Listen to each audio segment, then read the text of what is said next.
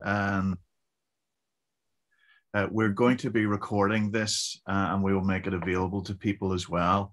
We want to help as many people as possible. Дякую всім, що доєдналися, і ми будемо записувати наш вебінар для того, щоб зробити його можливим, передивитися, і щоб він був корисним для стількох людей, наскільки це тільки буде можливо. I'm speaking to you today as a member of an international NGO called OSMTH. І сьогодні я говорю з вами як член міжнародної організації OSMTH. The people of the United Kingdom and Ireland are standing with you, and this is one way that we hope to be able to support you in a small way. І знаєте, що народ Великобританії і Ірландії всі разом з вами, і це ми хочемо допомогти вам хоча б такою найменшою часткою, що ми можемо зробити. In Northern Ireland, for many years, we had 30 years of civil conflict and war. І в Північній Ірландії ми протягом 30 років ми маємо громадянські конфлікти і війну. And so one of the things that we learned very quickly І є одна річ, яку ми дуже швидко засвоїли з цього. It is extremely important that we all look after ourselves as therapists. Це те, що дуже сильно є важливим, щоб ми, як терапевти, доглядали самі себе, піклувались про себе. So today my intention is to offer you a self-care piece that you can participate in as a client. І тому сьогодні я би хотів дати вам техніки, яку ви можете застосувати самі до себе і побути самі собі клієнтом. And then also teach you some of the helpful principles that help to explain how they work, but also allow you to then use them for yourselves. Також ви можете навчити своїх друзів, своїх близьких основним принципам цієї роботи, щоб вони також могли застосовувати ці методи для самих себе. I hope to also make time so that you can ask me questions. Я також сподіваюся, що у нас буде час, щоб ви задали мені питання. I think we are still having many people joining us. So initially, I think I will show you some slides and explain what we will do. And that will allow some of your colleagues to continue to join us over the next few minutes. І бачу, що люди ще доєднуються, тому я думаю, що, можливо, спочатку я покажу вам декілька слайдів і розкажу подробніше, про що ми сьогодні будемо говорити, ну і поки що під цей час, щоб люди встигли всі доєднатися.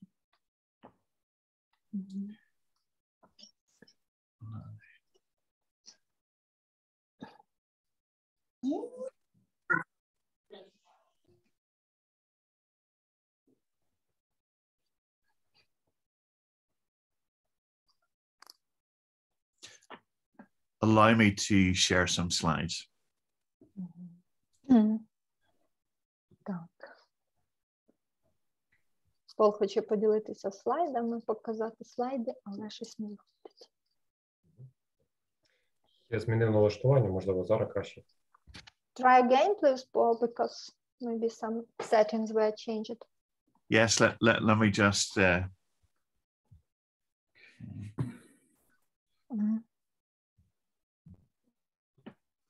I'm working with two screens, so allow me to switch the screens so that I can... Ага, окей. Пола два екрани, і він переключається між одним і іншим, тому є...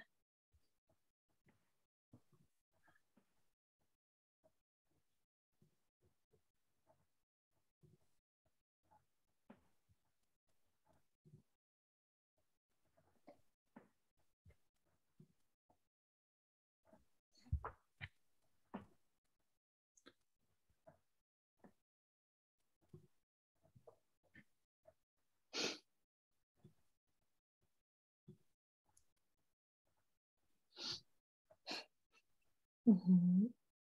Okay. Мгм. You can see the slides okay now? Мгм. Yes. Всі бачать слайд у себе на екранах? Мгм.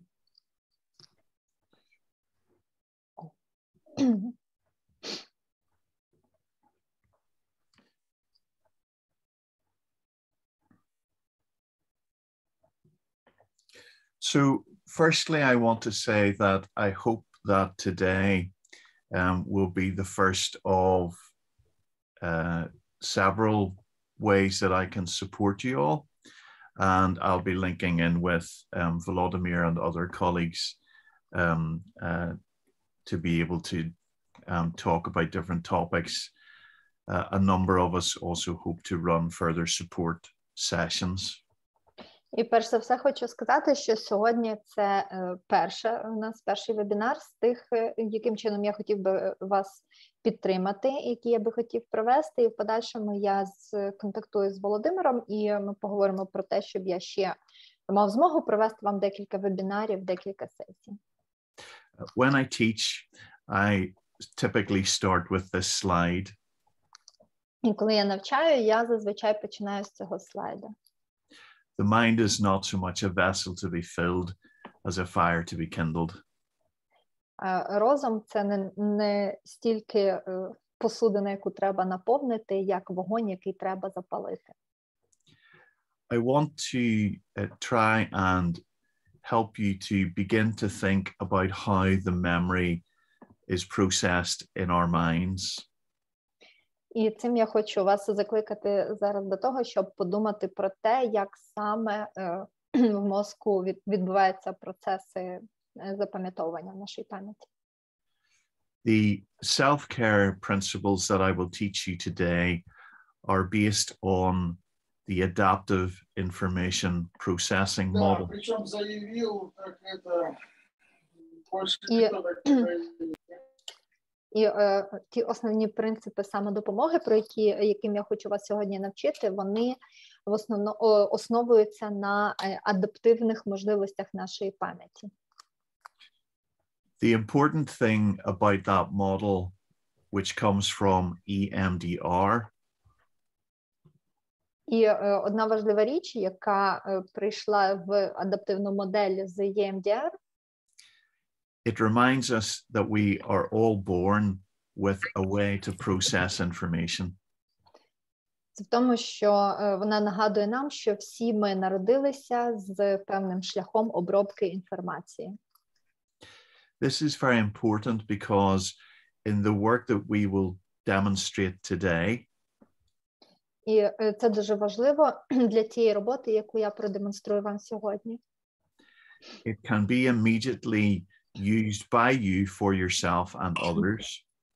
І це може бути негайно і використано вами для себе та для інших.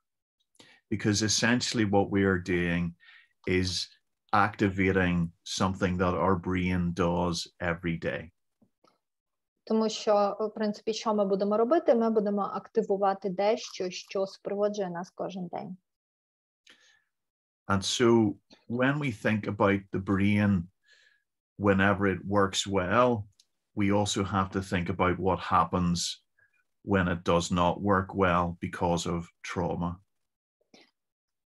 Тому що щоразу, коли ми будемо думати про щось, що відбувається з нами, нам необхідно буде думати про щось, що зараз не спрацьовує через травму. A nice way to demonstrate this is with the following slide. І хорошим методом показати це буде роздивитися цей слайд. This slide has been taken from a research paper by Ruth Lanius, who used to be in Boston. Цей слайд було взято з дослідження Ріса Лануса, який проводив його в Бостоні. The reason I show this slide to you is to demonstrate that there are real changes which occur in the brain under the effects of trauma. І причина, по якій я показую вам цей слайд, це для того, щоб показати вам, що дійсно відбуваються в мозку певні зміни, спричинені травмою. In the slide, we can see a functional MRI scan of a husband and a wife. На цьому слайді показані скани функціонального МРТ чоловіка і дружини. The gray and white color is the structural part of the brain. І сіро-білі такі частини – це структурні одиниці мозку. And the colors that you can see in yellows and orange represent brain activity.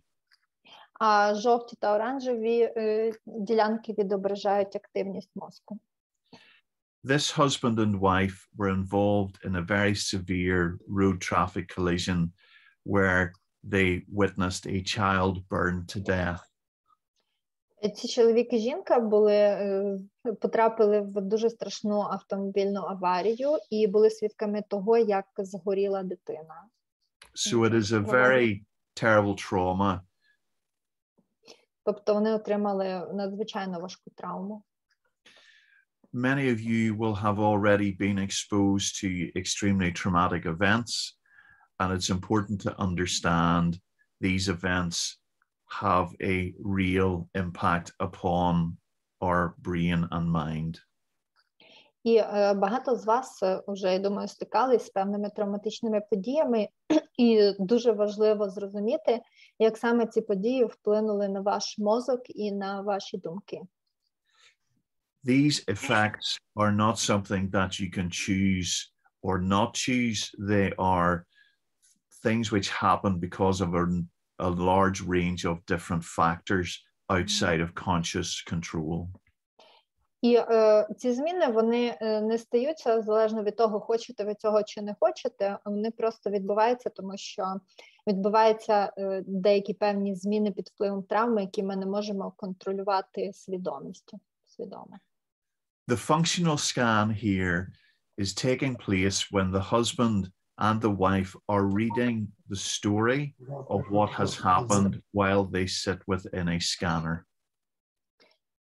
І ці скани, це функціональне МРТ, було зроблено в той момент, коли чоловік і жінка перечитували розповідь про цю аварію, в яку вони потрапили. As they are reading, we see different patterns of activity, and you will notice that the husband's scans are very different from his wife's scans. І коли ці чоловік і жінка читали цю розповідь, переказ того, що сталося з ними, що відбувалося в тій аварії, то їхній мозок на це реагував певною функціональністю, і ви можете побачити також, що активність мозку чоловіка, це верхній рядок, і мозку жінки дуже різна. The pictures represent two forms of a post-traumatic stress reaction. І ця картина нам відображає дві форми посттравматичної стресової реакції. For those of you who can see the slide, the husband's scan shows lots of activity in his left hemisphere.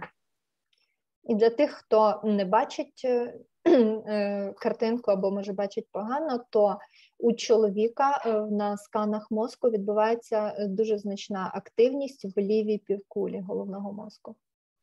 They show also activity in the areas in both parts of the brain linked with memory, including the hippocampus and the thalamus. І також у нього спостерігається підвищена активність в ділянках мозку, пов'язаних з пам'яттю, це гіпокамп і таламус. The important thing to keep in mind is that his scans can be represented by the following metaphor. І важливо пам'ятати, що такі скани, як ми бачимо на мозок чоловіка, це можна відобразити певною метафорою. I remember being in the same room as a lion. Я пам'ятаю момент, коли я був в тій самій кімнаті разом з левом. So, in other words, his scan shows a reactivation of a trauma memory network, and he is able to tell the story of that trauma. Іншими словами, можна сказати, що на його сканах показана реактивація мережі спогадів про стрес, і він може переказати всю цю історію, що сталося. When we are working with a person like this, the talking therapies and the trauma-focused therapies can be very helpful. І коли ми працюємо з людиною типу цього чоловіка, то різні розмовні методи терапії і травмофокусовані терапії будуть дуже дієвими. However, if we look at his wife's scan, we see a very different picture. Однак, якщо ми подивимося на скани мозку його дружини, то ми побачимо зовсім іншу картину. If you recall, both she and her husband are doing exactly the same activity.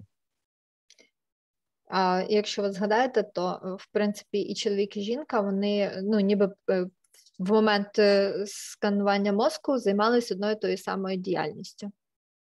However, the only area of activity that we're observing in her brain is in her visual cortex. Однак єдина активність, яку ми можемо побачити на сканах її мозку, це активність у візуальній частині кори, у частині кори, яка відповідає за зорове сприйняття, в зоровій корі. So we can use the following metaphor to represent her scan. Тому, щоб відобразити її скани, можна використати іншу метафору. I am in the room with a lion. Я в одній кімнаті з левом. So on the one hand, her husband can activate it as an old memory of something that happened, whereas she is experiencing it as if it is happening here right now.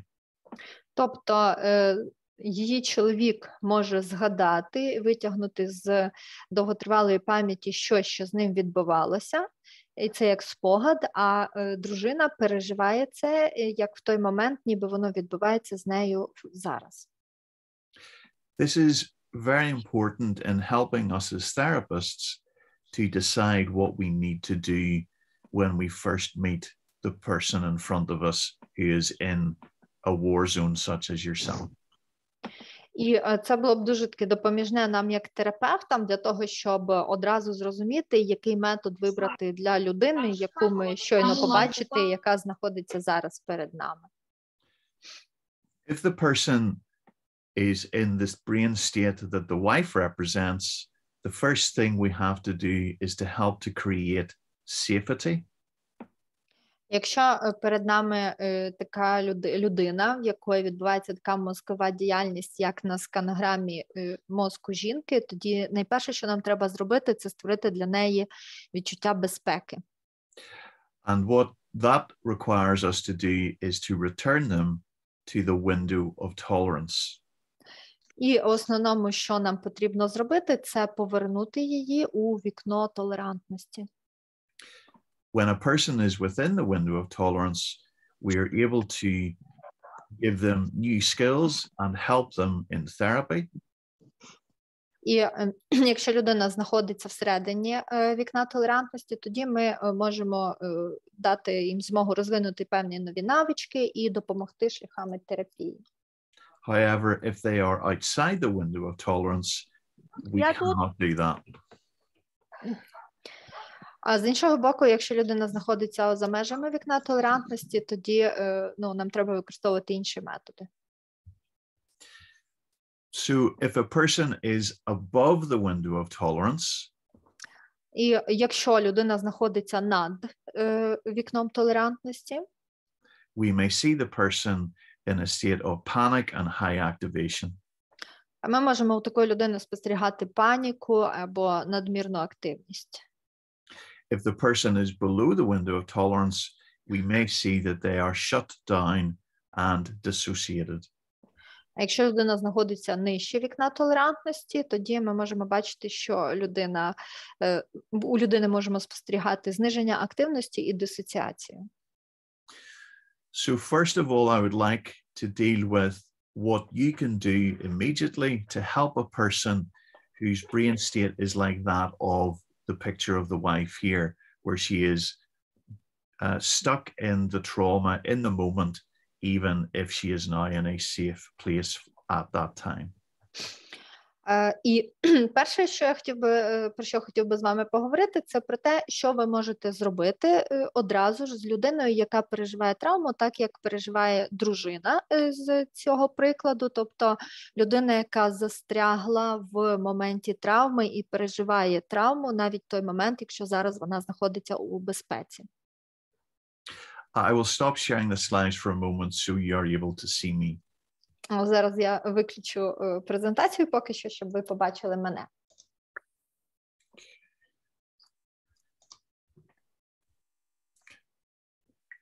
Allow me to spotlight myself so you may see me more clearly. Зараз наведу на себе різки, щоб ви побачили мене так більш чітко. I apologize that I'm looking up in the picture. I have a screen above me, so sorry that it may look a little bit strange. Вибачте, що я весь час дивлюсь так ніби вверх над екраном. У мене просто два екрана, і я дивлюсь зверху, і, можливо, вам в камерах це виглядає дещо дивно.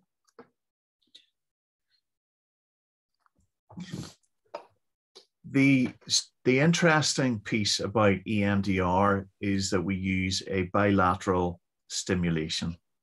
І одна така цікава частина з EMDR – це те, що ми використовуємо білатеральну стимуляцію. Many of you will know and will be trained in EMDR and know that it is a gold standard treatment for post-traumatic stress disorder. І я думаю, що багато хто з вас знайомий з EMDR, і ви вивчали EMDR, і ви знаєте, що взагалі це є золотий стандарт для лікування посттравматичних розладів. The bilateral stimulation part of the method can be used outside of the EMDR protocol. Але, власне, білатеральна стимуляція може бути використана в структурі інших методів, ніби, ну, так, відокремлено від протоколу EMDR. I want to introduce you to a way of easily delivering the bilateral stimulation that you can also use in person and across the internet. І хочу вам представити метод, коли ви дуже легко можете використовувати білатеральну стимуляцію для людини як очно, так і через інтернет. This technique rather is known as the butterfly hug. І ця техніка ще широко відома як обійми метелика. It was developed by a colleague in South America. Вона була винайдена нашим колегою з Південної Америки. Lucy Ortegas. Люсі Ортегос. And she and her husband, Nacho Herrera, І вона і її чоловік Натан Херера have worked for many years in disaster areas.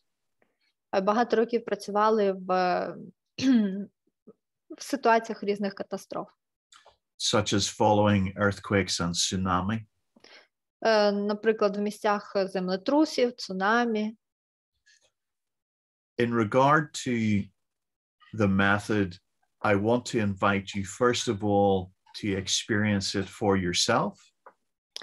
І перш ніж я вам розкажу про цей метод, то я хотів би, щоб ви використали його для себе, отримали власний досвід цього методу. So can I first of all invite you all to sit as comfortably as possible? Ну, перш за все, запрошую всіх сісти настільки зручно, наскільки це можливо у вас. If you take both of your hands and hold them up with the palms facing you. І візьміть, будь ласка, розташуйте свої руки попереду себе, так, щоб руки у вас були вільні. And then crossing your hands over, link the thumbs together. А далі долоні перехрестіть отаким чином попереду себе, щоб у вас також схрестились великі пальці. And now bring your hands onto your chest. І покладіть руки на верхню частину грудної клітки. Your fingertips should be just below your collarbones. Так, щоб кінчики ваших пальців знаходились прямо під ключицями. The instruction is to ask the person to tap one side and then the other, as so. Інструкція полягає в тому, щоб попросити людину похлопувати себе почергово долонями, приблизно такою частотою, як я показую. We will be using it on this occasion instead of eye movements. І цього разу ми будемо використовувати оцей метод замість руху очей. The other benefit is that we can have many people doing this at the same time. І іншою перевагою цього методу є те, що ми можемо застосовувати його одночасно для дуже великої кількості людей. The stabilization exercises that I will be teaching today will use the butterfly hug as the form of bilateral stimulation.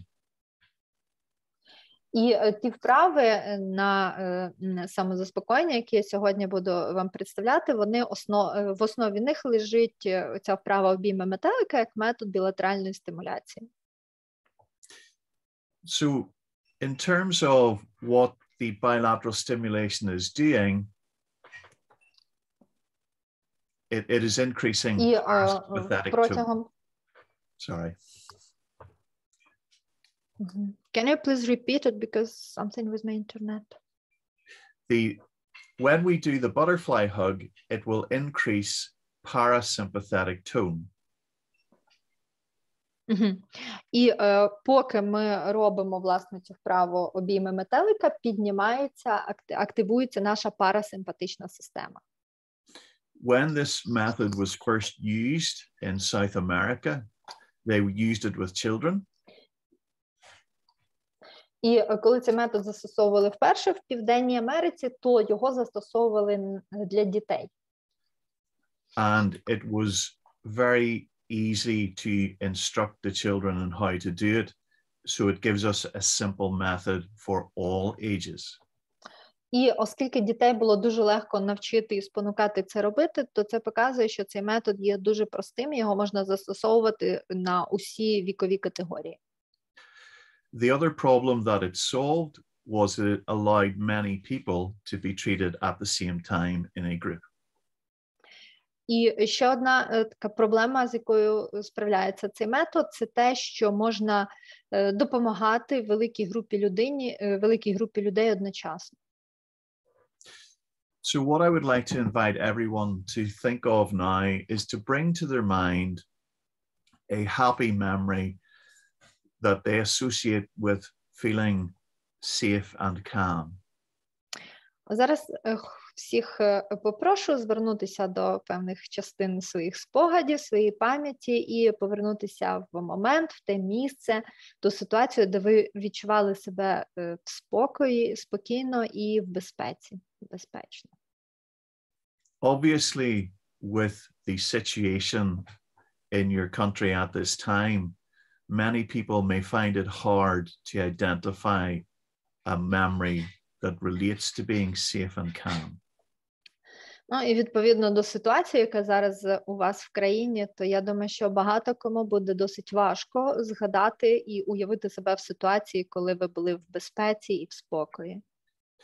So I invite you to consider using the term a safe, calm state, which can relate to the moment right now at this time. Але все ж таки закликаю вас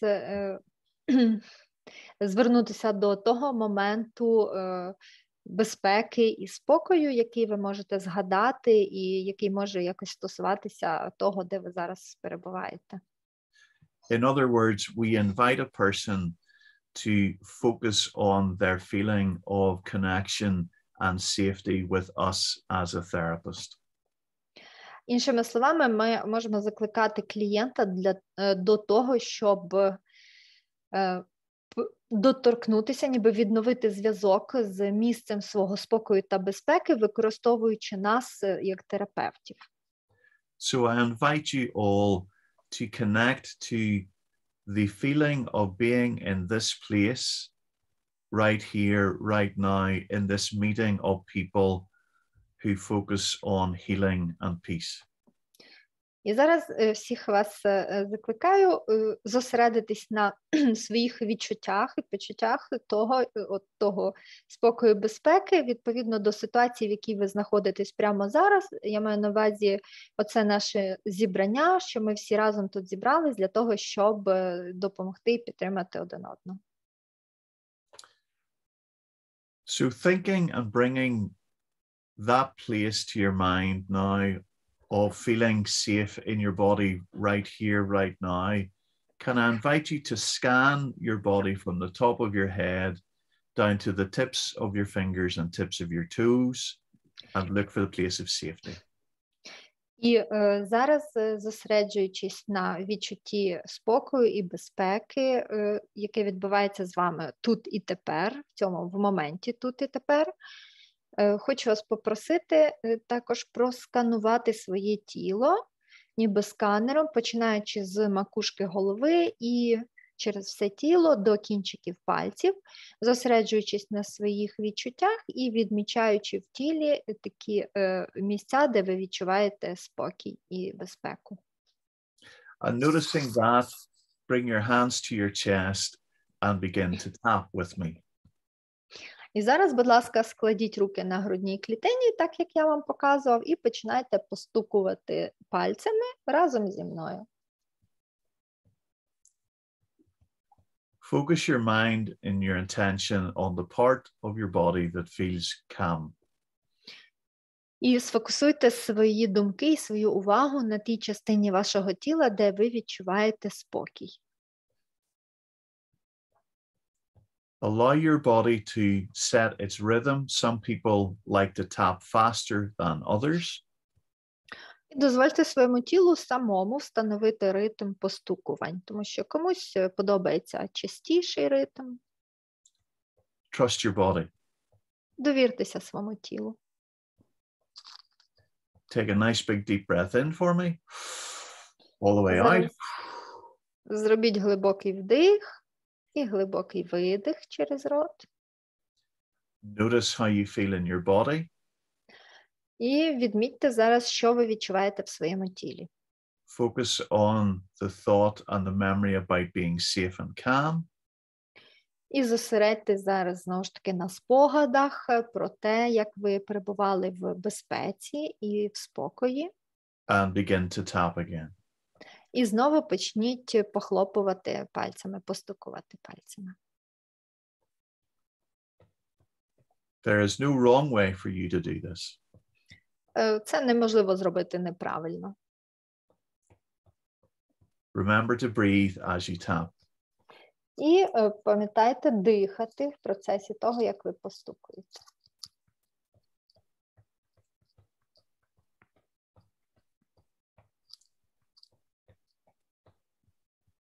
And we want to tap for around 25 seconds or so. It does not have to be exact. І ми так постукаємо безперервно десь приблизно 25 секунд, тобто воно не є так чітко, але і воно не повинно втомити. Take a deep breath in and all the way out again. Знову ж таки, глибоко вдихніть, видихніть. Notice what is coming up in your body. І відмітьте, що зараз ви відчуваєте в своєму тілі. And begin to tap again. І знову починайте постукувати пальцями.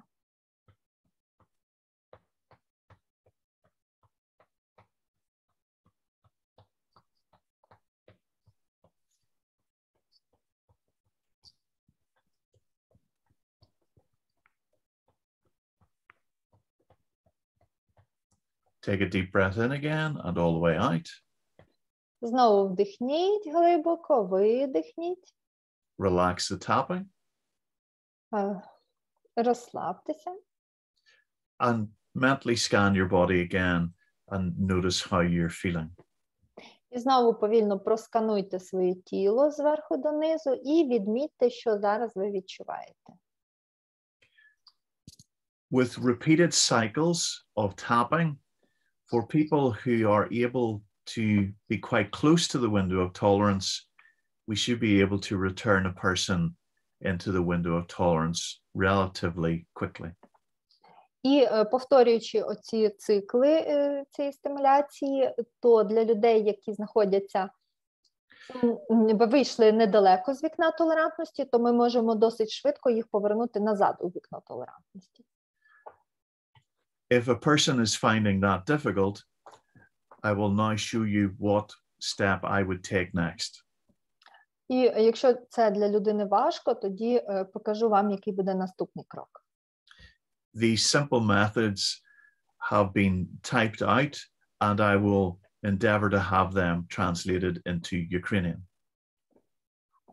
Наступний метод це can you please repeat the name of this method? The different methods that we will be using, I didn't give a name. The different methods we'll try and get translated. It's okay. Ага. Значить, ми будемо використовувати ще інші методи, також постукування. От і я постараюсь перевести вам їх на українську мову зображення.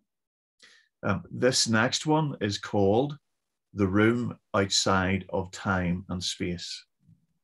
І наступний метод називається простір поза часом і простором. Кімната поза часом і простором. So first I want you to come from your safe, calm place image that you have been working on just now. And we are going to use a guided piece of relaxation to create a separate safe place. А зараз попрошу вас всіх ніби вийти з того відчуття безпеки та спокою, в якому ви щойно були, і за допомогою цього відчуття в поєднанні з ним, ніби з нього, ми будемо з вами зараз створювати відокремлене безпечне місце. We use this technique when people are unable to feel safe in the here and now. Цю техніку ми використовуємо тоді, коли людина не спроможна відчути себе в безпеці тут і тепер. This is why we say that the imagined room will be outside of time and outside of space.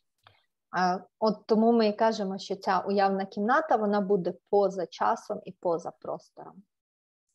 It is important to remember that we are still building a real memory network, even though we are using the imagination. І важливо пам'ятати, що зараз ми будемо створювати ніби реальні спогади, навіть якщо для їх створення ми будемо використовувати щось уявне. I would like to invite you to tap during the time of the guided imagery. Також запрошую вас постукувати себе протягом усього часу, коли ми будемо з вами ніби мандрувати по уявним образам. And just notice what comes up in your own mind. І відмічайте, що буде приходити в кімнату вашого розуму. While you'll continue to translate for me. А я буду перекладати, що ви будете говорити. Thank you. Beginning to tap. Imagine. Починаємо знову постукувати себе на телеко. І пробуємо уявити собі кімнату в процесі, як ми постукуємо. This room is outside of time and space. Ця кімната, вона поза часом і простором. Right here and right now, as you listen to me. Вона тут і тепер, там, де ви чуєте мене. You are safe. І ви в безпеці. In this moment in time, this room is taking us to a safe place in our mind. І зараз, в цьому часі і в цьому моменті, ця кімната забирає нас з вами в безпечне місце. Picture a comfortable chair or a comfortable bed to relax on. Уявіть собі там зручний стілець, чи зручне крісло, чи ліжко для того, щоб на ньому можна було розслабитись. Notice the material that the chair is made from. І відмітьте для себе матеріал, з якого зроблений цей стілець. Notice how firm or soft the chair or bed is. І відмітьте для себе, м'яким чи жорстким є цей стілець чи ліжко. You're completely in control of all aspects of the chair or bed. І ви можете уявити собі, яким вам уявляється це ліжко чи цей стілець. You're completely in control of the room. І ви повністю контролюєте це ліжко, цей стілець, і ви повністю контролюєте цю кімнату. You can decide what is in the room and if anyone is in the room with you. Ви можете вирішувати, що буде в цій кімнаті, і ви можете вирішувати, хто буде ще в цій кімнаті з вами. And at this moment in time, as you picture the room, nothing and no one can harm you when you're in the room. І в цей момент, коли ви уявляєте собі цю кімнату, ніхто і ніщо не може вам зашкодити, поки ви в цій кімнаті. I want to invite you to notice that there is a little table beside the chair. І хочу звернути вашу увагу на те, щоб ви уявили собі маленький столик біля стільця в вашій кімнаті. Sitting on the table are 3 keys. І подивіться на столі, уявіть собі, будь ласка, там 3 ключі.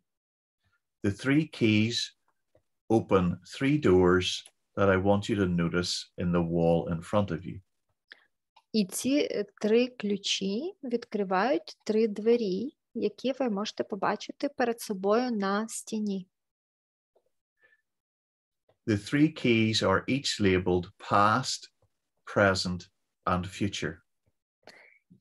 І ці 3 ключа відкривають двері, які називаються минуле, теперішнє і майбутнє. And above each of the doors, there is a label, past, present, or future. І подивіться, що на цих дверях є надписи минуле, теперішнє і майбутнє. Spend some time now examining the 3 doors to reassure yourself that they are secure. Потратьте деякий час для того, щоб вивчити ці 3 двері і зрозуміти, що всі вони безпечні. You can choose whatever material the doors are made from. Ви можете вибрати будь-який матеріал, для того, з якого були би ці двері зроблені. Observe that there is no way over or under the doors. І роздивіться, що немає нічого над чи під цими дверима. And the only way to go through them is by opening them with the keys that you possess. І єдиний шлях зайти в ці двері – це відкрити їх тими ключами, які ви вже бачили. If you need to add any additional security features to the door, you can do that now while we tap. Якщо вам треба додати до цих дверей ще якісь певні ознаки їх безпечності, то додайте їх зараз, поки ми ще займаємося постукуванням.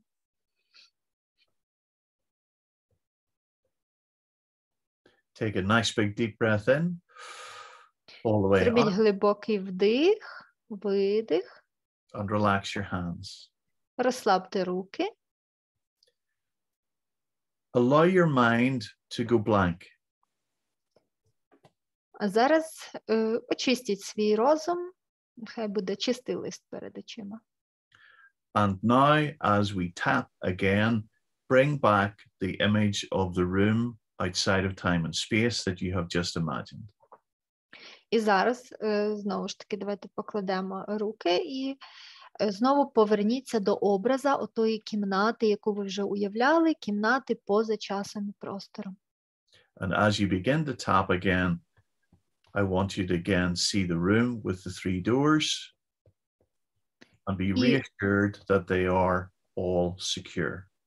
І знову ж таки починайте постукувати себе крильцями, і я хочу, щоб ви згадали той образ і побачили цю кімнату з 3 дверима, і щоб ви були впевнені в тому, що ці 3 двері, вони є безпечні. From this place of energy and the memory network we have installed, we will now do some further work. І от з цього моменту, який ми відмічаємо в своїй пам'яті, оце далі вже йде дорога, якою ми рухаємося в нашій роботі. One last nice big deep breath in and all the way out. Знову ж таки, зробіть вдих, видих. And relax your hands. І розслабте руки. So what we have been doing is activating those parts of the mind which allow us to feel safe and grounded. І що ми зараз зробили? Ми активували ті частини мозку, які змушують нас почувати себе в безпеці і заземленими. While we are tapping, we are activating the parasympathetic nervous system. І поки ми постукуємо себе, ми активуємо парасимпатичну нервову систему. If you find it difficult to continue to tap using the butterfly hug, it is okay to tap either with the thumbs unlinked, like so. Якщо вам складно постукувати себе саме в методиці обіймів метелика, ви можете, ніби розщепити великі пальці і постукувати себе вже, ніби так ширше, розклавши руки, як Пол щойно показував. Some people feel more comfortable tapping on the upper arms, like so. Декому зручніше постукувати себе по верхній частині руки, по передпліччю, отак. And you may also, in some cases, prefer to tap on your knees or thighs. І в деяких випадках людині подобається більше похлопувати себе по колінах чи по стегнах. When guiding someone else to do this online, it's easy to demonstrate the butterfly hug or anything at the level of the upper body. А якщо ви комусь розказуєте про цю методику онлайн, то в камеру, звичайно, легше це продемонструвати в техніці обіймів метелика чи будь-яке, що на верхній частині тіла. If you want to guide your client and they're tapping on their knees, then exaggerate your taps like so. Якщо ви хочете супроводжувати клієнта, який виконує це постукування по колінах, то піднімайте свої руки дуже високо, так, щоб клієнт їх бачив. The most important instruction here is that they cannot do it wrong. І найбільш важливою частиною інструкції до цієї вправи є те, що клієнт не може зробити це неправильно. Це неможливо зробити неправильно. All of these sensory signals are going into the brain.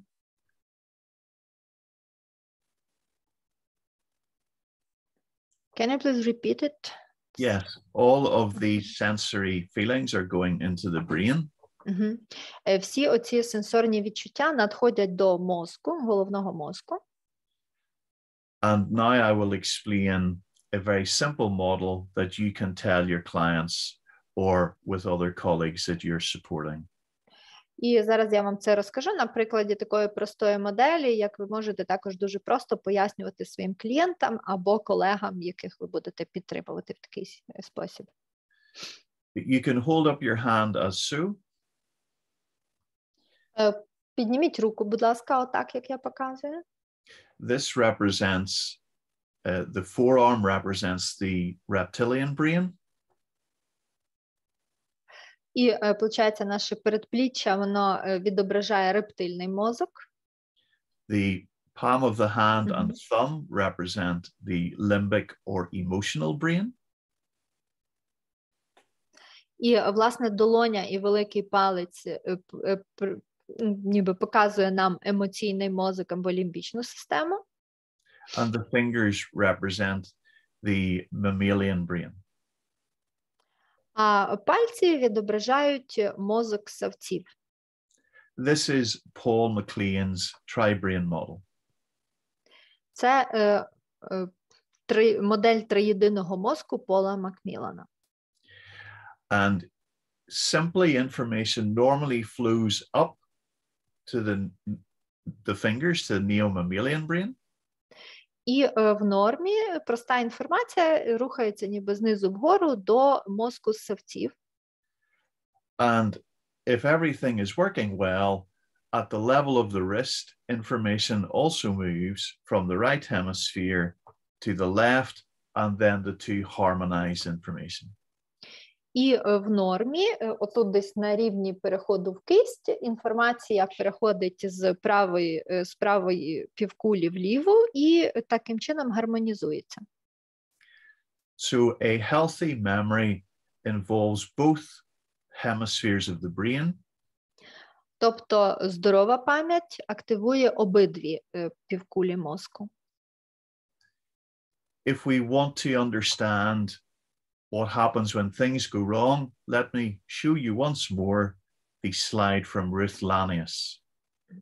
А якщо ви хочете краще зрозуміти, що відбувається, коли щось іде не так, то давайте я покажу вам ще раз слайд Ріса Ланаса. If we see the husband's brain, we can see lots of activity in his left hemisphere, but there is not a lot of activity in his right hemisphere. І якщо ми роздивимося ближче мозок чоловіка, то побачимо, що у нього багато активності в лівій півкулі і досить мало активності в правій півкулі. The pathology that we are recognizing here is that it is the role of each hemisphere to inhibit the other. І те, на чому основано, те, про що ми зараз говоримо, це можливість одного півкулі мозку пригнічувати іншу півкулю мозку. The best way to understand this more fully for those who want to read into it is the work of Ian McGilchrist. І для того, щоб краще зрозуміти цю теорію, хто хоче її глибше пізнати, це почитати праці Ієна Макгілкреста. I will supply some handouts once I have time to prepare some for you. Я вам надішлю, тому що я приготував для вас деякі матеріали. Надішлю. Ian McGilchrist teaches us that the right hemisphere has the job of a wide yet focused awareness of the entire world around us. Ієн Макгілкрест говорить нам про те, що права півкуля, вона більше зосереджена на ніби усвідомленні всього того, що відбувається навколо нас. And that the left hemisphere's role is a narrow, focused attention. А ліва півкуля, вона нам потрібна для того, щоб зберігати таку вузьку специфічну увагу. Let us use the example of a bird looking for seeds amongst gravel. Ну, для прикладу можна використати, наприклад, пташку, яка шукає насіння, десь якісь сімечки на землі. The left hemisphere allows the bird to identify and grasp food. Ліва півкуля допомагає пташці ідентифікувати, відрізнити і віднайти їжу. The left hemisphere is where we grasp and have the ability to learn to use tools. І ліва півкуля – це про те, що ми маємо підхопити це і використати для цього різні інструменти, які в нас є в голові. And it is also where we grasp language to build story. Ну, це так само про те, як ми вправно користуємося мовою для того, щоб відтворити історію. The area being known as Broca's area. Broca's speech area? I know. І за це відповідає ділянка в головному мозку, яка називається зона Брока. Thank you. And so the bird, whilst feeding, must also be on the watch for the cat looking to catch it. Але в той момент, коли пташечка кормиться, їсть насіння, вона також повинна оцінювати обстановку навколо себе, спостерігаючи, чи не підкрадається до неї кицька. In trauma, that balanced arrangement becomes unbalanced. І під час травми, то оцей баланс зосередження і розосередження стає розбалансованим. We focus instead on a narrow focused attention of what we see as danger. І замість того, щоб сфокусуватися так вузько на тому, що ми вважаємо небезпекою, And in the most severe case, we lose the ability to see the wider resources around us. ми зосереджуємося вузько на цьому, а під час якихось значних травм ми взагалі втрачаємо можливість оцінювати разом широко те, що відбувається навколо нас, обстановку навколо. And so it is this lack of a balanced arrangement between the right and left hemispheres that results in post-traumatic stress. І оце таке розбалансування і відсутність ніби такого гармонічного поєднання між правою і лівою півкулею відбувається внаслідок посттравматичного стресу. So whenever we want to try and bring a person back into function again, we restore balance. І щоразу, коли ми намагаємося людину повернути в стан нормального функціонування, то наш шлях іде через те, щоб відновити цей баланс. The butterfly hug that I have been demonstrating with you and which you've been doing does that. І цей процес обійми метелика, який я вам показував, який ми з вами робили, він якраз до цього і призводить. And we believe that it does so through a mechanism called stochastic resonance or helpful randomness, if that's easier to translate. І те, якби ніби що лежить в основі цього методу, це стохастичний резонанс або what is the second? Helpful randomness. Ага, да. I can explore допоміжна випадковість. Sorry about the technical terms. I'll tell you a story to remember it now. Ага, ну, ніби така допоміжна випадковість. І для того, щоб краще зрозуміти ці технічні моменти, я для прикладу розкажу історію. You need only remember a coffee shop. Просто згадайте про кофішоп, кав'ярню. If you and I wanted to have a private conversation in a coffee shop, якщо, наприклад, ви і я хочемо там поговорити приватно в кав'ярні, if everybody sat in silence around us, we would not feel able to talk with one another privately. Якщо навколо нас всі будуть дуже мовчазні і будуть сидіти дуже тихо, то тоді у нас не буде можливості поговорити так приватно. This is like our brain in trauma. It does not want to communicate. І це так, як поводить себе мозок під час травми. Він не хоче з нами спілкуватися. This lack of communication results in an imbalance between the right and left hemispheres. І оця нестача комунікації, вона і відображається в нестачі балансу між правою і лівою півкулею. As a consequence, the left hemisphere will decide upon a story to understand the world around it. І це призведе до того, що ліва півкуля буде вище над тією історією, яка відбулася. And without the influence of the right hemisphere, it ignores new information. А внаслідок цього права раціональна півкуля, вона буде ігнорувати нову інформацію, яка буде надходити. This helps us to understand why a person who has been in a bombing but is now in a place of safety continues to feel that they are in danger or even still in the bombing. І це пояснює нам, чому людина, яка була, наприклад, в місцях бомбування, навіть в той момент, коли вже вона знаходиться в безпечному місці, все ще не продовжує думати лише про свою небезпеку і навіть не сприймає себе в безпеці, а все ще згадує про це бомбування. The dominance of the left hemisphere without the inhibition of the right does not allow the person to learn that the bombing took place in the past. І оце пригнічення правої півкулі лівої, воно не дає людині зосередитись на тому, що бомбування, воно взагалі знаходиться в минулому.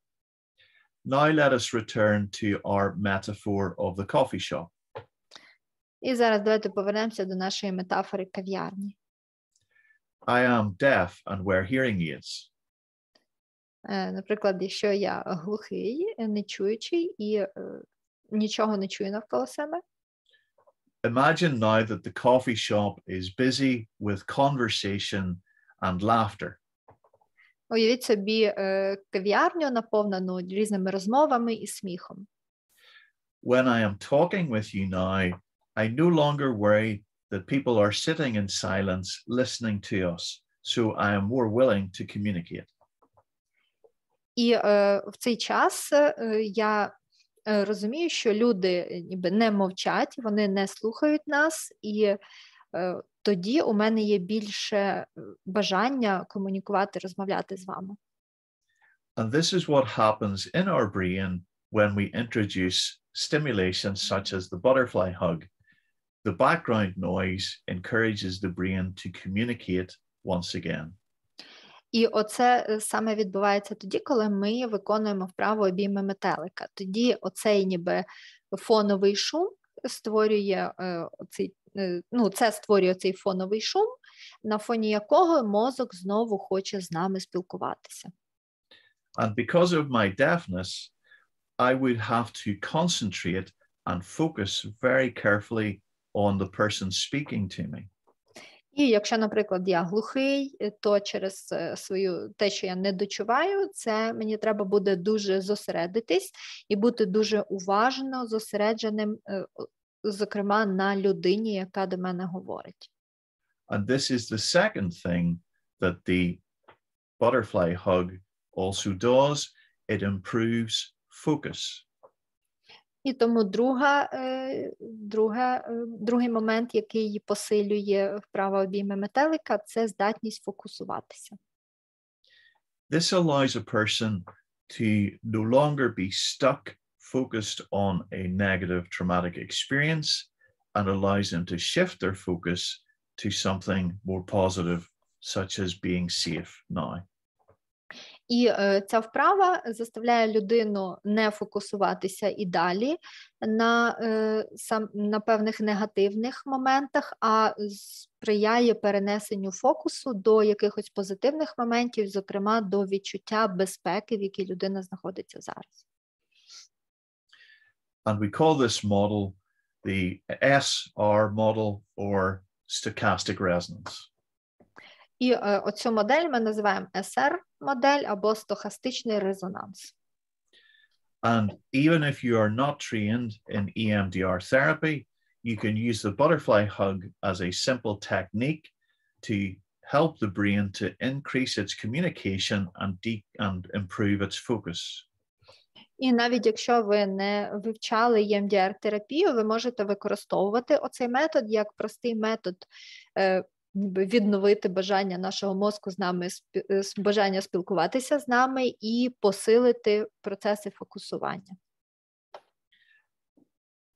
And this is very important and can be used as soon as a person has been traumatized to help to bring them into a window of tolerance where further help can be given. І дуже важливо розуміти, що це та техніка, яку можна використовувати одразу ж і досить швидко застосовувати до людини, яка вийшла за межі вікна толерантності. Це допоможе їй повернути дуже швидко у вікно толерантності, де уже людині можна допомагати іншими методами. So whenever we were doing the tapping and focusing on your room outside of time and space, or focusing on the safe, calm place exercise, I hope you were able to shift your attention from the bad things happening outside of you to come to focus on a safe and peaceful, relaxed state. І тому щоразу, коли ви будете виконувати з клієнтом вправу про кімнату поза часом і простором, або ви будете виконувати вправу про власне безпечне місце, будете його уявляти, я думаю, що цей момент цієї вправи допоможе вам переключити увагу клієнта і перенести її на той момент безпеки, в якому людина знаходиться зараз. If people are in the place of speechless terror, якщо людина знаходиться в моменті безмовного терору, they may be in such a state of panic that they cannot even speak to you. То людина може знаходитися на такому рівні паніки, що навіть не зможе говорити з вами. It is possible by simply tapping on their knees or shoulders. Тоді, можливо, навіть простим похлопуванням, постукуванням по колінах чи по плечах. That you can upregulate their parasympathetic system. І вже таким чином ви можете підвищити регуляцію її парасимпатичної системи. This tapping increases vagal tone. Це постукування піднімає тонус блукаючого нерва. And even if they do nothing else, or if you ask them to do nothing else, we know that from research, this will help to have a relaxation effect. І навіть якщо ви нічого більше не будете робити і нічого більше не будете просити клієнта робити, то вже, і це доведено науково, вже тільки навіть саме це буде сприяти розслабленню і заспокоєнню. And so as we continue to go through the different methods we can use today, I hope that you will also notice how you can shift the emotional tone in your own body with this approach. І перш ніж ми перейдемо з вами ще до наступних методів, про які я хотів з вами сьогодні говорити, то я думаю, що ви вже спробуєте і зрозумієте, відчуєте на собі, як ці методи вже покращують емоційний настрой ваш власний. Although this sounds somewhat strange, there is good scientific evidence to support this. І, в принципі, є хороші наукові докази того, що це хороший метод для підтримки. And I hope that you experience this today in our time together.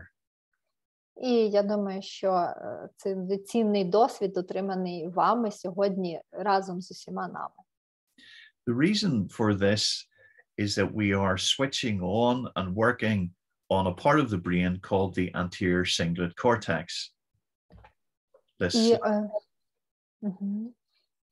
І власне, на чому основується цей метод? Це те, що ми працюємо з тою ділянкою мозку, яка називається передня.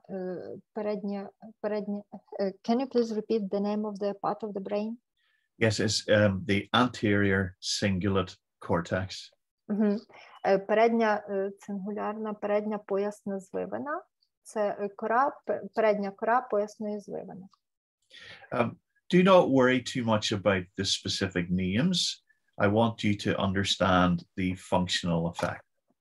Але, в принципі, не зосереджуйтесь на цих специфічних назвах. Я вам просто хочу розказати про функціональний ефект цього.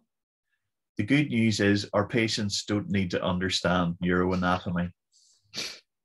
Хороша новина, пацієнту зовсім не обов'язково розумітися на нейроанатомії. I'm only simply showing this to demonstrate that there is a scientific basis for what I am teaching you to do. Я просто це роблю для того, щоб вам показати, що насправді є наукові основи того, що я вас сьогодні вчу. As we begin to do the butterfly hug, it switches off the ventral ACC, which is linked with emotional state. І в той момент, коли ми починаємо з вами ці обійми метелика, простукуємо себе, це виключає вентральну афективну систему, яка пов'язана з емоційним станом.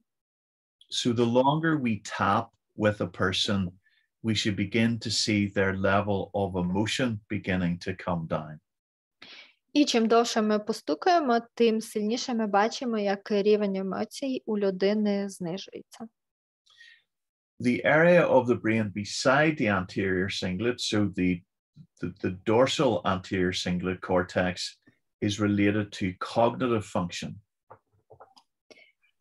А ділянка кори, дорзальна поясна кора, це задні частини поясної звивини, вони вже пов'язані з когнітивним компонентом. So the front part of the structure deals with our emotionality, and the rear part of the structure deals with our thinking. Тобто в поясній звивині передня частина, вона відноситься до нашого емоційного функціонування, а задня частина поясної звивини відноситься до нашого когнітивного раціонального функціонування. And the system has a feedback loop. І ця система має ніби таку замкнуту петлю зворотнього зв'язку. So if we use the clinical example of a person who is panicked after being caught in a missile attack. Наприклад, якщо ми візьмемо для прикладу людину, яка була в паніці після того, як була там, наприклад, застана врозплох масивною атакою військовою. Initially, when you see them, they may not even be able to speak to you because their affect is so high and their ability to distance and think about the experience is so low. То коли ви вперше зіткнетесь з такою людиною, може бути так, що ця людина буде навіть неспроможна з вами говорити, тому що її емоційний рівень буде занадто високий, а можливість дистанціюватися від того моменту, що вже відбувся, буде дуже низький. And because we cannot engage in conversation, the typical talking therapy is limited. І оскільки цю людину дуже важко залучити до діалогу, то типова розмовна терапія буде дуже обмежена.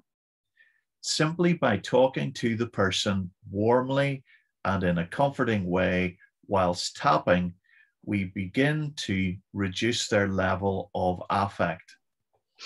І навіть просто доброзичливо, лагідно спілкуючись з клієнтом і при цьому його постукуючи, цим ми вже зможемо значно знизити рівень його емоційного афекту. And Dr. Gary Quinn from Israel has written about just this. He's written about this clinical intervention in Israel. І доктор Гаррі Квін із Ізраїлю, він описував оцю інтервенцію, як шляхом лише цієї інтервенції вже можна було знизити рівень напруги на прикладі його роботи в Ізраїлі. Think of this structure like a seesaw that children play on. І подумайте про цю структуру, до прикладу, як діти граються, ігри дітей. As one side comes down, the other goes up. Як на качелях. Тобто, коли одна частина піднімається, то друга частина опускається. This allows decreasing emotion that the person feels having been in the missile attack, and they begin to notice and think more clearly that they are now in a safe place with you, the therapist. І як тільки і наскільки буде знижуватись рівень емоційної напруги у людини, яка, наприклад, пережила масивну військову атаку, то наскільки буде знижуватись рівень емоційної напруги, паралельно буде підвищуватися здатність людини сконцентруватися на тому моменті, що зараз вона знаходиться в безпеці. And this allows for the person to distance and notice and ultimately be in a place to take in new information. І це все приведе до того, що людина автоматично буде, дистанціювавшись від небезпеки, буде сприймати надходження нової інформації. We have been talking so far about a bottom-up processing from the reptilian brain up to the neocortex, and one of the people I spoke about at the conference was Jaak Panksepp, but his colleague Alan Shore has much to tell us in regards to how the hemispheres interact with one another as well. І оскільки ми з вами зараз багато говорили про ніби висхідний шлях інформації від рептильного мозку до неокортексу, але і про це також говорили вчені на конференції, це як Панксеп і Алан Шор, і вони в основному говорили про міжпівкульну взаємодію між двома півкулями. Many of our models have traditionally focused on what happens inside our own brain. І багато наших традиційних моделей зосереджені на тому, що відбувається всередині нашого власного мозку.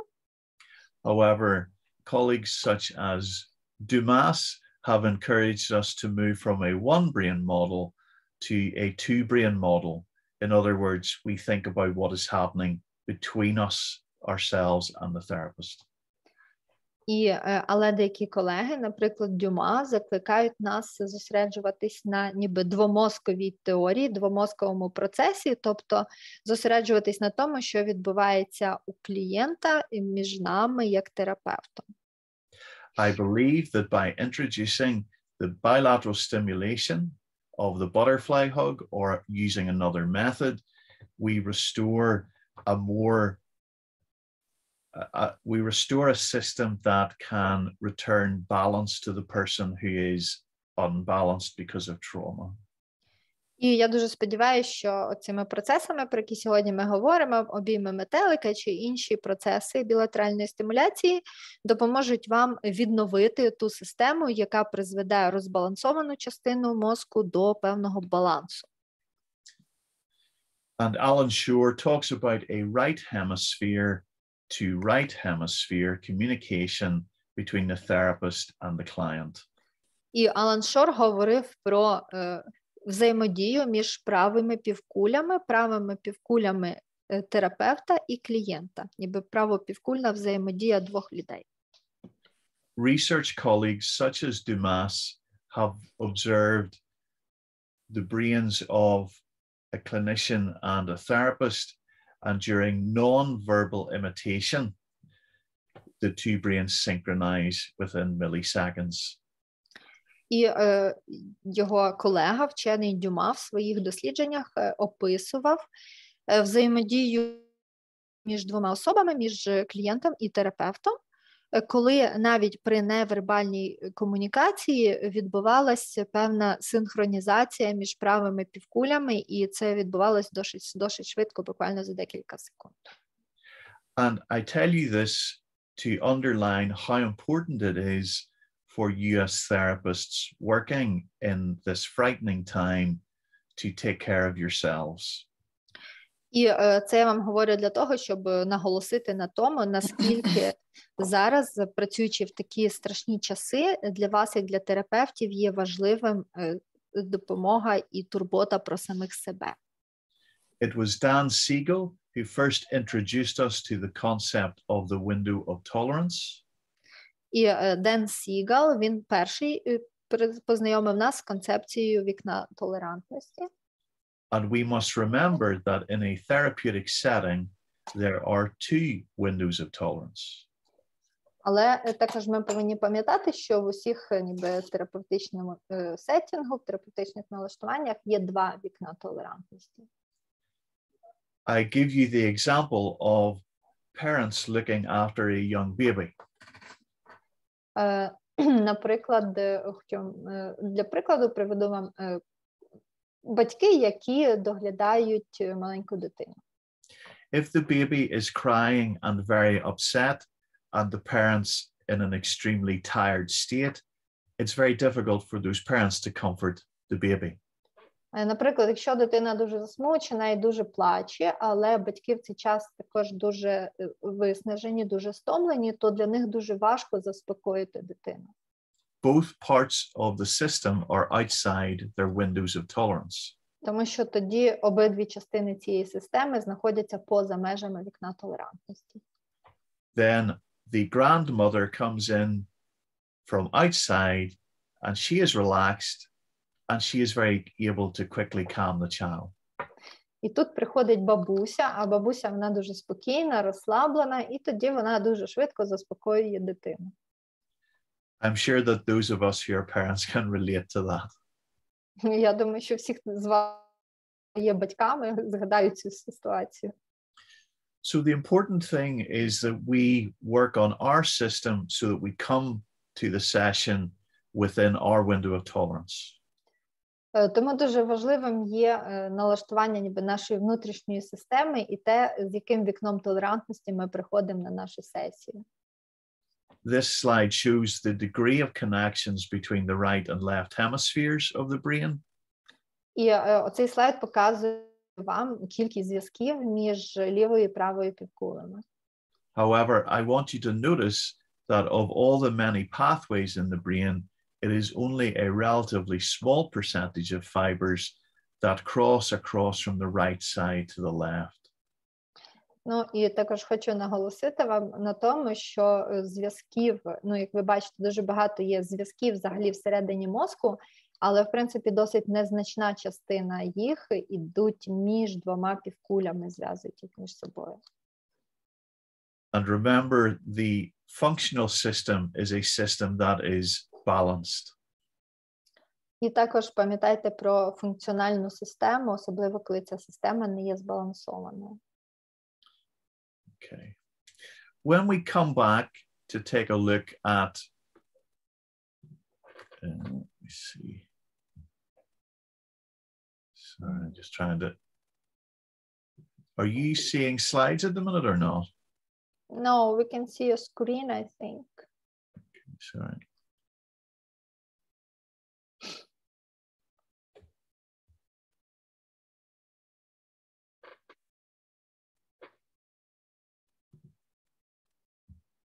Apologies.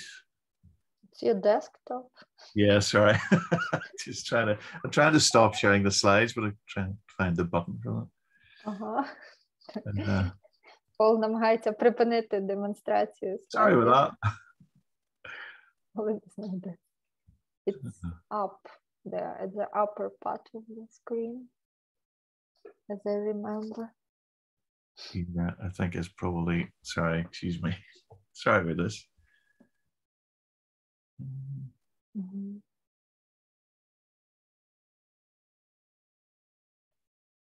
So you want to stop just sharing your screen? Yeah, I'm trying to stop the screen share. I can't find it. Oh, there it is. Like this? Yes, that's great. Were you able to do that for me? Thank you. Yes, as a co-host. Sorry about that. So folks, whenever we're looking at what we've talked about, first of all, is a person who comes in and is able to talk, we can do space. І коли ми вперше стикаємося з людиною, яка знаходиться в такому стані паніки, коли вже навіть не може розмовляти, the butterfly hug should improve their experience of doing any guided imagery. То вправи обійми метелика можуть ніби посилити їхній досвід і дати їм можливість ніби розширити свій досвід. If a person is finding difficulty identifying and connecting to the sense of safety, we use the room that exists outside of time and space. І якщо у людини є труднощі з ніби долученням себе, з приєднанням себе до відчуття безпеки, тоді ми використовуємо вправу «Кімната поза часом і простором». Equally, some people find it Це very настояща війна починається. equally, some people find it very difficult to do a visualization, and so we can tap until they get to a place where they can. Іноді у людей бувають трудності, власне, з візуалізацією образу, тоді ми використовуємо це постукування до того моменту, коли вони все ж таки зможуть уявити собі безпечне місце. A simple method that you can also use as therapists, it comes from pain management and chronic pain conditions. І також звідки пішло використання цього методу, це робота з болем і з хронічним болем. And it is called pendulation. І також цей наступний метод, він називається коливання. we invite the person to mentally scan their body as we would usually do to identify where they feel the distress is centered. Значить, в цьому процесі спочатку ми просимо людину просканувати тіло, як ми це робили, і відмічати моменти в своєму тілі, де людина знаходиться в стресі, де знаходиться стрес в тілі. We then invite them to scan their body and look to identify a place where they feel neutral or relaxed. Далі просимо просканувати своє тіло і відмітити місця в тілі, де людина почувається себе відносно нейтрально або розслаблено. And then we invite them to move their attention from the relaxed place in their body to the tense part in their body and move between those two areas, undulating their attention. І тоді ми просимо клієнта зосередити, значить, спочатку увагу на місці, де людина відчуває розслаблення, потім перенести увагу на місце, де людина відчуває напругу, і потім так почергово переносити увагу з точки напруги на точку розслаблення, ну так ніби коливатися між цими двома точками. Our theory here is that when we activate a memory network which is related to the distress, simply activating it can also result in degrading its intensity. І в чому полягає суть цього методу, що ми ніби активуємо ту частину, яка не є в стресі, і таким чином знижується рівень стресу, відчуття стресу. This means that we do not even need to ask the person to explain in detail what is causing the distress. Instead, we can have them focus on the body, focusing on the emotional reaction the body has to the dysfunctionally linked memory network. І це до того, що в цьому методі нам навіть не потрібно розпитувати, щоб людина нам детально розказала про той момент, який призвів її до стресу, а ми зосереджуємо увагу людини до стресу, до того, де стрес, власне, проявляється в її тілі. Людина концентрується на відчуттях емоцій в своєму тілі, і таким чином це відновлює уже систему функціонування її. Okay. Do people need a comfort break for a few moments?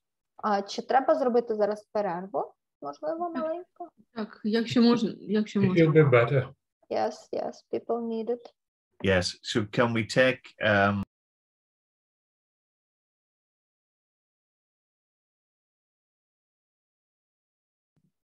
hello everyone, welcome back. I hope you've been able to make yourselves comfortable. Добрий день, всіх з поверненням. Сподіваюсь, всі в комфорті, всіх все добре. I would be happy to take any questions at this moment if people have them. Якщо є питання, то я буду радий на них відповісти зараз. Так, у мене є запитання.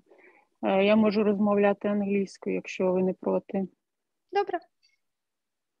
Good afternoon, sir, and thank you so much for what you're doing for us, first of all.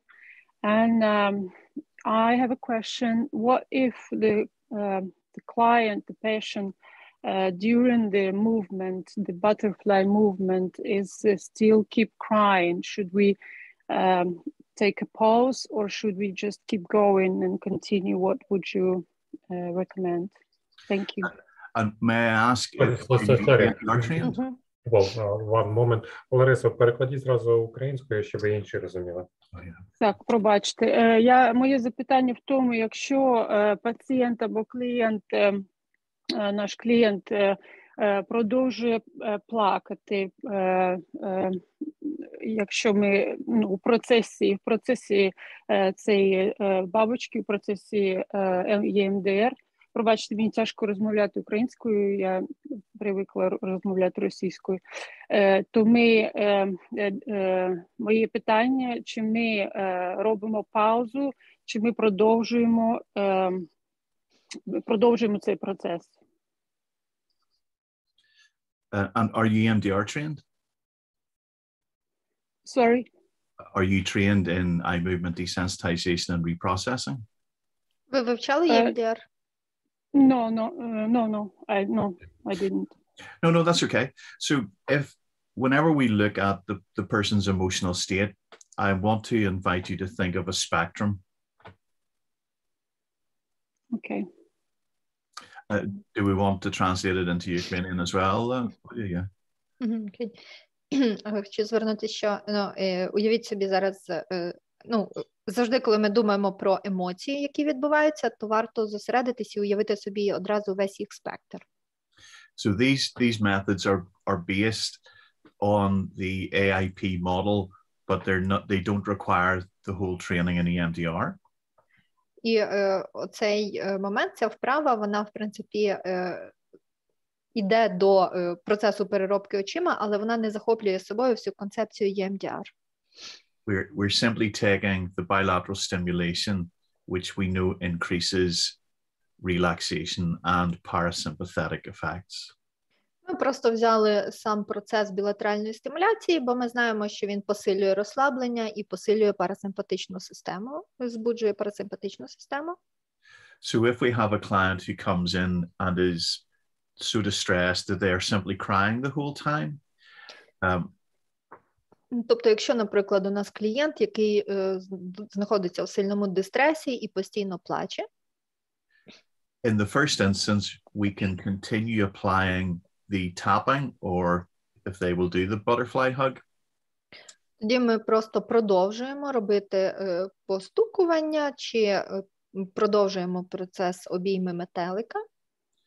And hopefully with time, we see that eventually they come back into the window of tolerance.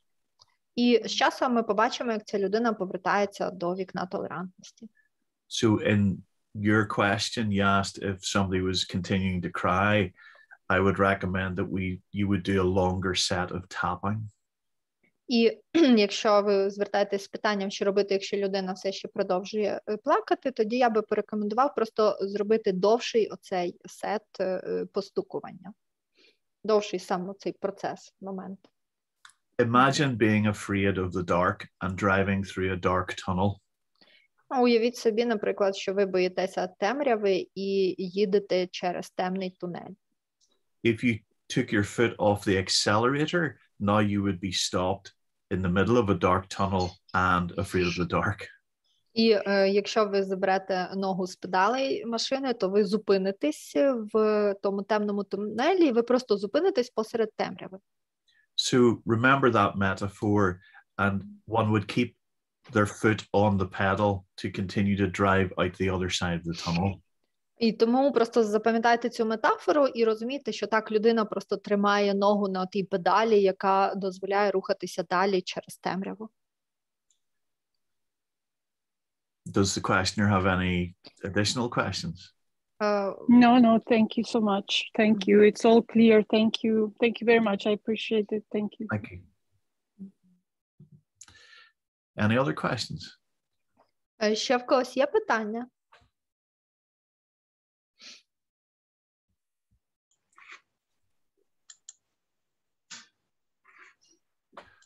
So I want to encourage people that within traumatology, we talk about EMDR as being as simple as chess. There are set moves within it, but how we can put it together will depend on your level of training and how you want to apply it. І поміж травматерапевтами ми говоримо про різні методи часто і, власне, про EMDR і про тільки постукування, і, в принципі, використання їх залежить від ваших знань, і також від того, наскільки сильно ви хочете в це заглиблюватись. Okay. So we've talked about somebody coming in a state of panic. We can simply do tapping and use reassuring speech to help to calm them and bring them into the window of tolerance. That's at one extreme.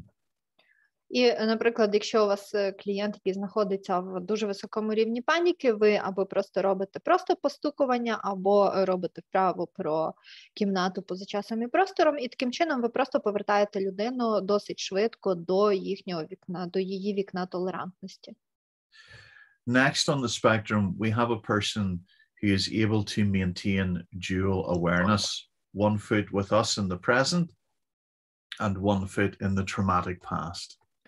І наступною частиною спектру емоцій це є людина, яка, в принципі, трошки просунулась вперед в її переживаннях, тобто так ніби одною ногою вже стоїть в теперішньому, але одною ногою все ще в минулому в травматичній події. For those patients, we are able to speak with them to some degree, and therefore we can take them through guided imagery or build a resource such as the room outside of time and space. І з такою людиною, в принципі, можна вже частково говорити, і ця людина вже здатна в процесі розмови вибудовувати ресурс, і з цією людиною вже можна робити вправу кімната поза часом і простором. So if you think of your current practice, it may be suitable for a number of different types of techniques you use to help people to relax. It may, on some occasions, be appropriate to add in the butterfly hug to the methods you already use. І якщо ви зараз подумаєте згадайте свою практику і клієнтів, з якими ви працюєте зараз, то я думаю, що просто варто додати цю вправу обійми метелика до всіх тих інших методів, якими ви вже володієте, які ви використовуєте. Okay. What I would like to now demonstrate next for you is what we do if the person if the imagery is too distressing for them to look at. There are some techniques we can use there. And likewise, then I want to offer you all a group experience, which will help you to reduce some of the stress that you are all currently experiencing. І наступна техніка, яку я хочу показати вам, вона підходить для пацієнтів, які знаходяться, для клієнтів, які знаходяться також у високому рівні стресу, у яких також є такі відносні обмеження до уявлення чогось. Ну і також ще стосовно того, що ми говорили про те, що це будуть техніки для групової роботи, я хотів би, щоб ви зараз також всі отримали в цій групі свій власний досвід цих технік. As we are all therapists here today, I invite you to take these new methods for self-care and also then to continue to reach out for help where you need it. This is not something that anybody should be doing alone. We all need to be supported at this time. І я знаю, що сьогодні ми всі тут зібрались, ми всі терапевти, і ці методи прошу спочатку застосувати для себе, для підтримки самого себе та про турботи про себе, і також потім застосовувати їх зі своїми клієнтами, але це треба робити разом, тому що особливо в тих умовах, в яких ви зараз перебуваєте, важливо, щоб ніхто не був сам, щоб це все було разом, щоб ми підтримували один одного. And I want to encourage you all that your colleagues in the United Kingdom and on the island of Ireland are very much here to do what we can to support you. Також хочу, щоб ви знали, що ваші колеги в Великобританії і також на островній частині Ірландії разом з вами душею, і ми хочемо зробити все, що тільки можемо, щоб підтримати вас. So most therapeutic methods, when we think about them from a memory model, have three core components. Так от, більшість терапевтичних методів, які відносяться до моделі пам'яті, містять в собі три основних компоненти. We identify and activate the traumatic memory network. Ми ідентифікуємо і реактивуємо травматичний спогад. We know that once we activate the memory network, that we already make it vulnerable to change. І ми розуміємо, що як тільки ми активували травматичний спогад, то це буде дуже болісно його змінити. So once we have activated the memory network, the therapeutic medium, whatever it is that we are using, changes it. Але також ми розуміємо, що будь-які терапевтичні втручання, коли ми їх робимо в момент, коли ми активували травматичний спогад, то цим можна його змінити. And after changing the network, we then want to stabilize it before finishing. Але після того, як ми змінили цей травматичний спогад, нам треба обов'язково його стабілізувати перед тим, як ми закінчимо процес. So we identify and activate it, we change it, and then we stabilize it. Тобто ми ідентифікуємо і активуємо, потім ми змінюємо, потім ми стабілізуємо. So we know that from memory research that we can actually activate a memory network without needing to keep it in our conscious awareness. Тобто, якщо ми активуємо травматичні спогади, ми з ними можемо працювати без того, щоб включати постійний контроль нашої свідомості над ними. So what I propose to do now is to take you through a variation of a method called the flash technique, but this is suitable for using with a group. This was created by a colleague in South America called Esley Carvalho. І що я хочу зараз вас познайомити, це метод, навіть група методів по такій груповій роботі, який називається флеш-метод або метод спалаху, який можна застосовувати в групі. І цей метод був винайдений нашим колегою з Південної Америки Ешлі Карвалло. The original method was developed by Philip Mansfield. Але оригінальний цей метод був винайдений Філіпом Мансфілдом. There are some variations of this which are available free online as well, including a version from Tom Zimmerman. І є декілька варіацій цього методу, які ви легко можете знайти онлайн, і в основному розповсюджена варіація Томаса Зільбермана. So, can I invite you once again, colleagues, to sit comfortably? І знову ж таки попрошу всіх сісти зручно, як це тільки можливо в ваших умовах. Again, these next pieces in the remainder of our time together are my gift to you by way of self-care.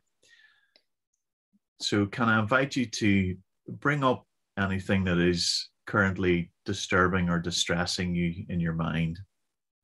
І це такий після вправи «Кімната поза часом і простором». Це ще один ніби мій вам подарунок для стабілізації та турботи про себе. І зараз, будь ласка, витягніть з своєї пам'яті певний спогад, який вас турбує чи дестабілізує в певній мірі. I invite you to think of it in the abstract and not to dive into the image in a detailed way at this time. В принципі, попрошу зараз знайти якийсь такий більш-менш абстрактний спогад, а не вдаватися дуже глибоко і в деталях в щось, що вас турбує. Бо з огляду на ті часи, що зараз. What we're going to do then is we're going to imagine that we're going to take this disturbing memory network and we're going to place it into a box with a tight sealing lid. І що ми будемо зараз робити? Зараз ми з вами візьмемо цю травматичну мережу пам'яті і помістимо її в коробку з кришкою, яка плотно закривається. So can I invite you then to take that box with the tight sealed lid and place it well outside of your line of sight, far away from you. Тому зараз візьміть, будь ласка, цей травматичний спогад, покладіть його в коробку, яка дуже плотно закривається, і помістіть кудись поза межі вашого поля зору і десь дуже далеко від себе. Now, can I invite you to think about your favorite food or a favorite piece of music or a person who loves you deeply? Зараз, будь ласка, згадайте про вашу улюблену їжу чи улюблену мелодію, чи про людину, яка вас дуже любить, яку ви любите. Notice in your body that experience of being loved, loving and enjoying something. І відмітьте, де в вашому тілі знаходиться те місце, де ви переживаєте ці відчуття, любити, бути любимим і насолоджуватися чимось. Take your time and go through the 5 senses that relate to this particular joyous memory. І використайте певний час для того, щоб пройтися по всім 5 відчуттям, щоб конкретизувати для себе оце почуття насолоди. if you're thinking of a food, you can think of the wonderful taste that it may have in your mouth. Якщо ви думаєте зараз про їжу, то подумайте про той смак чудовий, який ви можете відчути в роті. If it is of a loved one, what it feels like to hold them and be with them. А якщо ви думаєте про свого коханого, то чи про тих, кого ви любите, то згадайте про те, як це добре обіймати і бути в обіймах. And if it is a piece of music, the beauty of enjoying that felt sense in the body of really listening and being a part of the music. А якщо це якась частина музичної композиції, то згадайте про ті відчуття в тілі, можливо, десь в серці, які у вас виникають, коли ви слухаєте свою улюблену мелодію. Focus again on this wonderful positive image, the food, the loved one, a piece of music, or something else. And as you're doing it now, I want us to begin to do the butterfly hug. So just beginning to tap, start to see if you can really enrich that image of this favorite piece of music. І зараз, будь ласка, коли ви, знову ж таки, думаєте зосереджено про свою улюблену їжу, музику чи людину, яку ви любите, почніть, знову ж таки, обіймати себе метеликом, складіть руки метеликом, починайте це постукування. І в процесі, поки ви постукуєте, зосередьтесь на образі того, про що ви думаєте, що приносить вам задоволення. And remembering to breathe as you do that. І пам'ятайте, що треба дихати, коли ви це робите. So continue to focus on that really positive memory. І зараз, будь ласка, зосередьтесь на таких дійсно позитивних спогадах.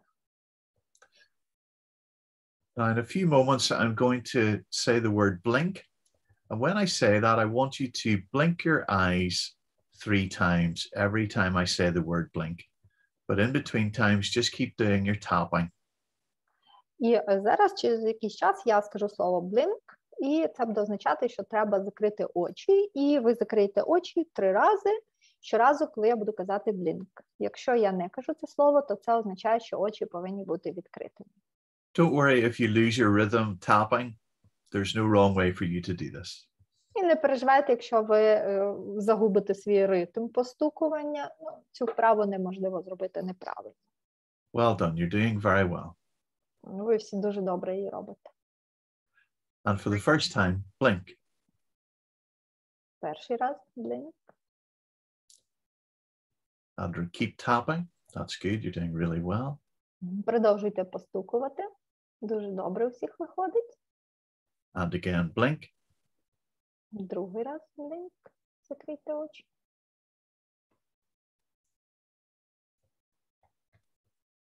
And again, blink. Третій раз закрийте очі. Well done.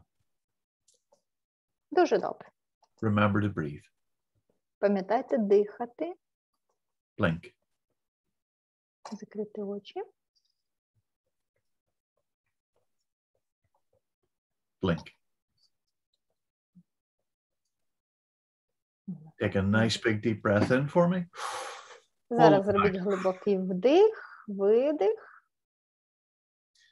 Now, I want to invite you to imagine taking a peek into the box where we put that memory. And just notice if anything has changed about it. Don't look deeply into the box. We're just taking a very quick look in and closing the lid again.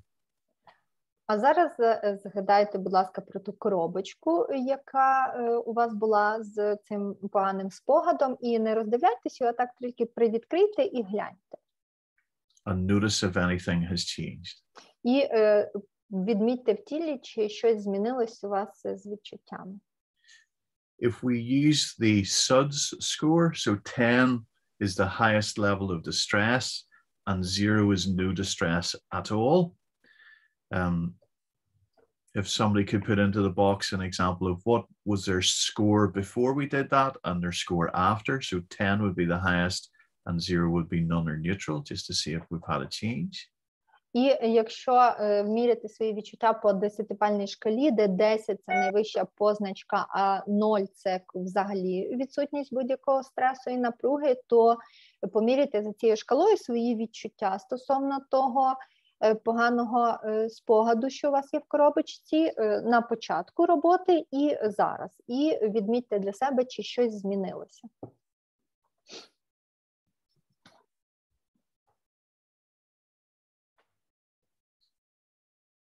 And likewise, would anybody like to share their experience so far of what they've noticed? Може, хтось хоче поділитися своїм досвідом, що ви зараз, що ви відмітили, що відчували? Do not need to share any detail of what you've been working on. Не треба, можна не ділитися в усіх деталях, тільки трошки.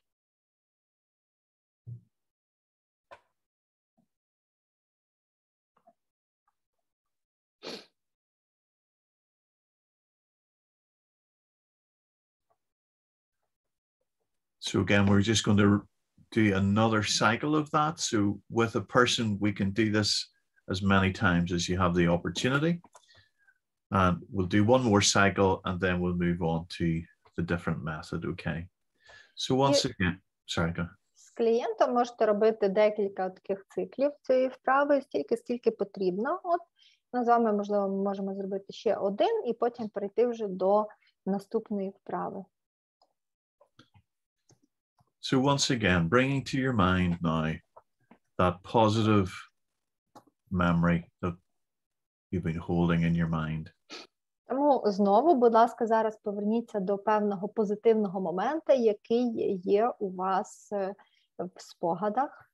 The disturbing memory is in a tightly sealed box placed well away from you in the distance. І зрозумійте, що ті спогади, які вас турбують, вони зараз знаходяться в коробочці, десь далеко від вас. Again, let's just begin to tap as you bring up that image of that very positive memory. І зараз продовжуйте постукувати себе обіймами метелику, при цьому зосереджуючись на позитивних спогадах. Notice the feeling in your body that positive memory and experience brings up. І відмічайте, що ви зараз відчуваєте в своєму тілі, тоді, коли ви постукуєте себе, сконцентруючись на позитивних спогадах. And once again, when I say the word blink, you're going to blink your eyes 3 times and try and continue tapping as much as you can. І зараз, знову ж таки, продовжуйте себе постукувати, і коли я буду казати блінк, значить, ви закриваєте очі на короткий час, ну, да, в принципі, моргнути, от, і так 3 рази в той момент, коли я буду це казати. Remember to breathe. І пам'ятайте, що треба дихати. Blink.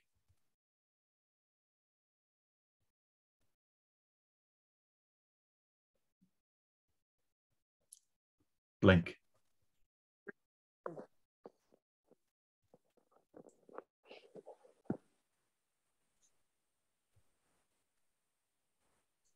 Blink.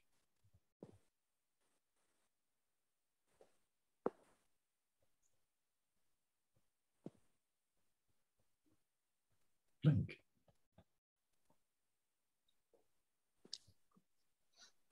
And blink. Take a nice big deep breath in. All the way Робіть out. глибокий вдих, видих. And when you're ready, just imagine taking a peek into the box again and notice if anything has changed. І коли будете готові, знову трошки зазирніть в коробочку з негативним спогадом і відмітьте для себе, чи щось змінилося. So that is one example of how we can use activating the memory network without having to have the person think about it in detail. Our instruction is only ever to bring up the memory, but to immediately contain it and place it in the distance. That particular model has been developed further by Dr. Esley Carvalho from Brazil.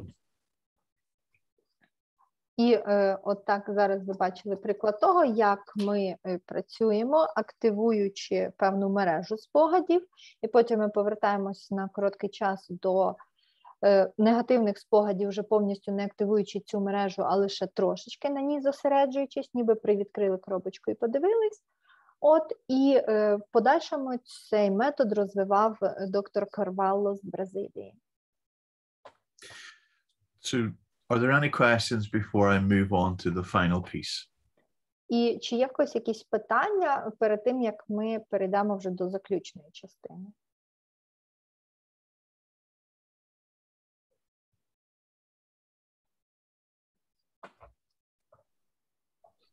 У мене є коментар. Стресове напруження значно знизилося, і так ніби я дистанціювалася від тої негативної події, наче збоку я на неї дивлюсь. I want to share that while doing this, my stress tension became lower, and it seems to me like I had a distance from that disturbing memories, and like they are really far away from me. Thank you so much for sharing. Дякую, що поділились. The key thing to remember for all of you is that this is something, even with the tapping and the containment, that they are very powerful self-care techniques. І пам'ятайте для себе, що навіть якщо ви просто виконуєте вправу обійми метелика і маєте десь контейнеруєте свої ці негативні емоції, то це вже буде дуже хорошою технікою для саморегуляції. Did the speaker want to say anything else? Чи може ще хтось хоче щось сказати? Ну так, я хочу запитати, чи підходить ця техніка для обробки якихось значних таких важких подій? I want to ask, is this technique good for processing some kind of very severe and terrible events? Yes, this has been useful for very severe events because it's at the level where a person is too terrified to talk about it in detail. And the research is early into it at this stage, but the indication is that before we can be able to move on to do a detailed reprocessing of a trauma memory, this can be used as part of the preparation and stabilization for a client. Да, підходять до роботи з важкими і значними травматичними подіями, тому що підходять саме для тих клієнтів, які не можуть ще детально розповідати про ті процеси, про ті травматичні події, які з ними сталися, там для клієнтів, які надзвичайно, можливо, нажахані тим, що з ними сталося. І ця вправа, вона також підходить, чи може бути даже певним індикатором, ніби як для попередньої стабілізації, для того, щоб в подальшому бути готовим вже до детальної переробки тої інформації. І цю вправу дуже добре використовувати в таких клієнтів, як на початковому підготовчому етапі до подальшої роботи з травмою. Дякую. Thank you. And we have a question in chat. So can we use this method only for memories, or also is it method useful for shock when which person is experienced right now, for example, listening to explosions? Or only for memories? No.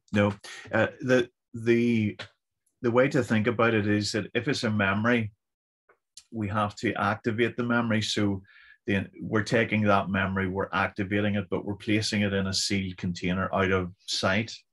If a person has just been in a bomb or an explosion, that memory network is already active. So it depends on what level of activity the memory is. If it's very, very distressing that the person can't talk about it, simply doing the butterfly hug can begin to bring that down. So keep in mind the concept of the window of tolerance to guide what level of intervention you're going to do with them. Ми говорили про спогади, тому що коли ми беремо спогад якийсь, нам треба спочатку виділити цей спогад, потім його активувати і покласти ніби в коробочку і дистанціювати. А якщо ми говоримо про щось, що людина відчуває зараз, наприклад, там бомбування, вибухи, то це дуже залежить від рівня дистресу, який це спричиняє людині. Якщо це, наприклад, дуже сильний рівень, тоді ми виконуємо тільки вправу обійми метелика для того, щоб знизити рівень напруги, і при цьому всьому, використовуючи всі ці вправи, треба обов'язково пам'ятати концепцію вікна толерантності і дивитися, в якому стані знаходиться клієнт. І, в принципі, з тим, що відбувається, що людина переживає зараз, то, щоб знизити, то краще підходить тільки використання саме обіймів метелика. Does that answer the question? Я відповів на ваше питання?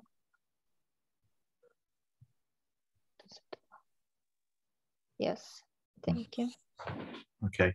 Any additional questions before we move on? Чи ще є питання?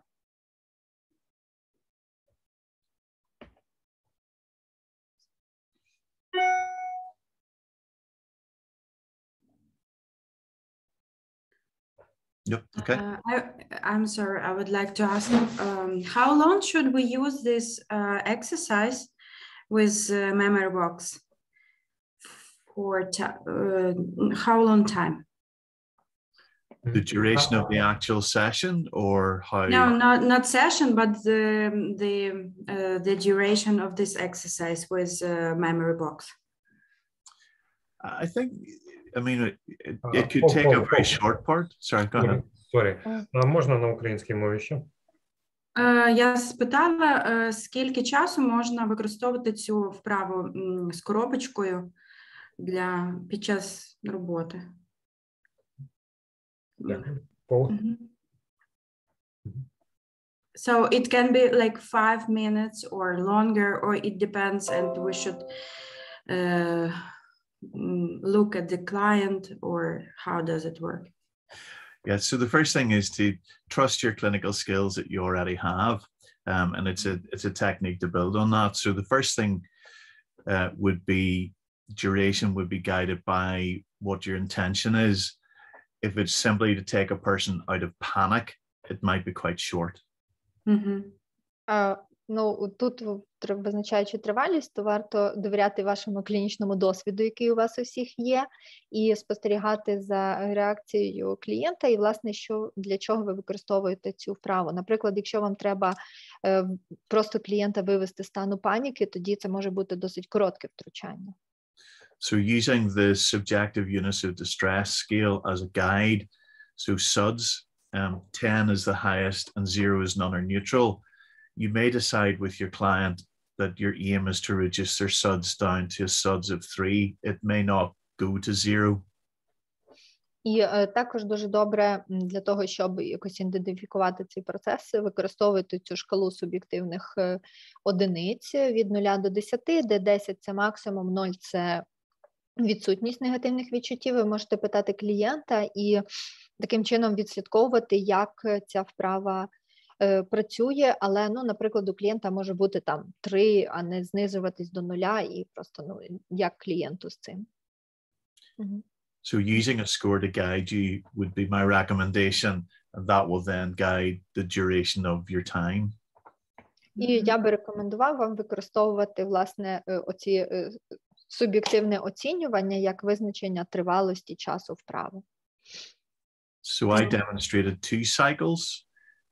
If you were asking your client what their SUDS score was, if after the second cycle their SUDS were still high, you could again repeat the cycle until it came down further. І з вами ми зараз пройшли 2 цикли цієї вправи, а ви можете після кожного ж ви питаєте клієнта, що він відчуває. Якщо після другого циклу рівень дистресу все одно досить високий, тоді ви робите ще 3-є коло. We typically call these early interventions. Ми, в принципі, це називаємо ранніми втручаннями, ранніми інтервенціями. An early intervention has 2 purposes. А в ранніх інтервенцій є 2 мети. For one group of people, the intervention will be sufficient to bring their SUDS down, and that is the only level of intervention that they will require. Для деяких клієнтів це може бути просто, ну, ніби так, їх знизити рівень їхньої напруги, трошки їх, ніби, спустити вниз, і це може бути там буквально єдина інтервенція, яку ці люди спроможні в цей момент взяти для себе. However, the second role of an early intervention is triage. So it may identify a smaller group of your clients who need to be referred on for a higher level of treatment, or that you may decide to do a different type of treatment with them. І також друга ціль – це є тріаж, тобто, ну, розподіл клієнтів. Ви можете побачити, хто з клієнтів може бути там учасником малої групи для того, щоб отримувати вже якесь таке глибше втручання, глибше лікування. а також хто потребує якихось, можливо, там ширших чи інших методів лікування. Does that make sense? Yes, thank you. Підходить така відповідь? Okay, so one of the things that we might move a person onto is we might invite them then to come and participate in a G-TEP or a group trauma experience protocol. This is a group way of administering EMDR, and is, because the person is doing it themselves, in many ways is viewed as self-EMDR. І також в процесі цих вправ ми можемо запрошувати клієнтів до групової роботи, тому що, в принципі, основна тема нашої сьогодні роботи це груповий протокол роботи з травмою, або це також можна сказати, що це такі групові певні точкові застосування EMDR. І це про те, як клієнти можуть всі разом в одній групі працювати. This was first developed by Dr. Ilan Shapiro in Israel. І вперше це застосовував доктор Ілан Шапіро в Ізраїлі. The method has since been and continues to be researched by myself and my research group. І, в принципі, цей метод був розширений і в подальшому досліджувався мною і моєю дослідницькою групою. Our work includes teaching non-EMDR clinicians how to deliver it. І ми в процесі цього вчили клініцистів, які не володіють EMDR, як використовувати цей метод. And through the support of the GIST organization in Switzerland. І в подальшому також це було підтримано організацією в Швейцарії. A teaching platform has been delivered to help to teach non-mental health professionals how to use these interventions. І ми в цій організації ми вчили спеціалістів, які не відносяться до працівників охорони ментального здоров'я, як застосовувати ці методи в своїй роботі. And this is headed up by Rolf Carrier. І Rolf Carrier. Ага, і в подальшому це також розвивав ще доктор Рольф Кар'є.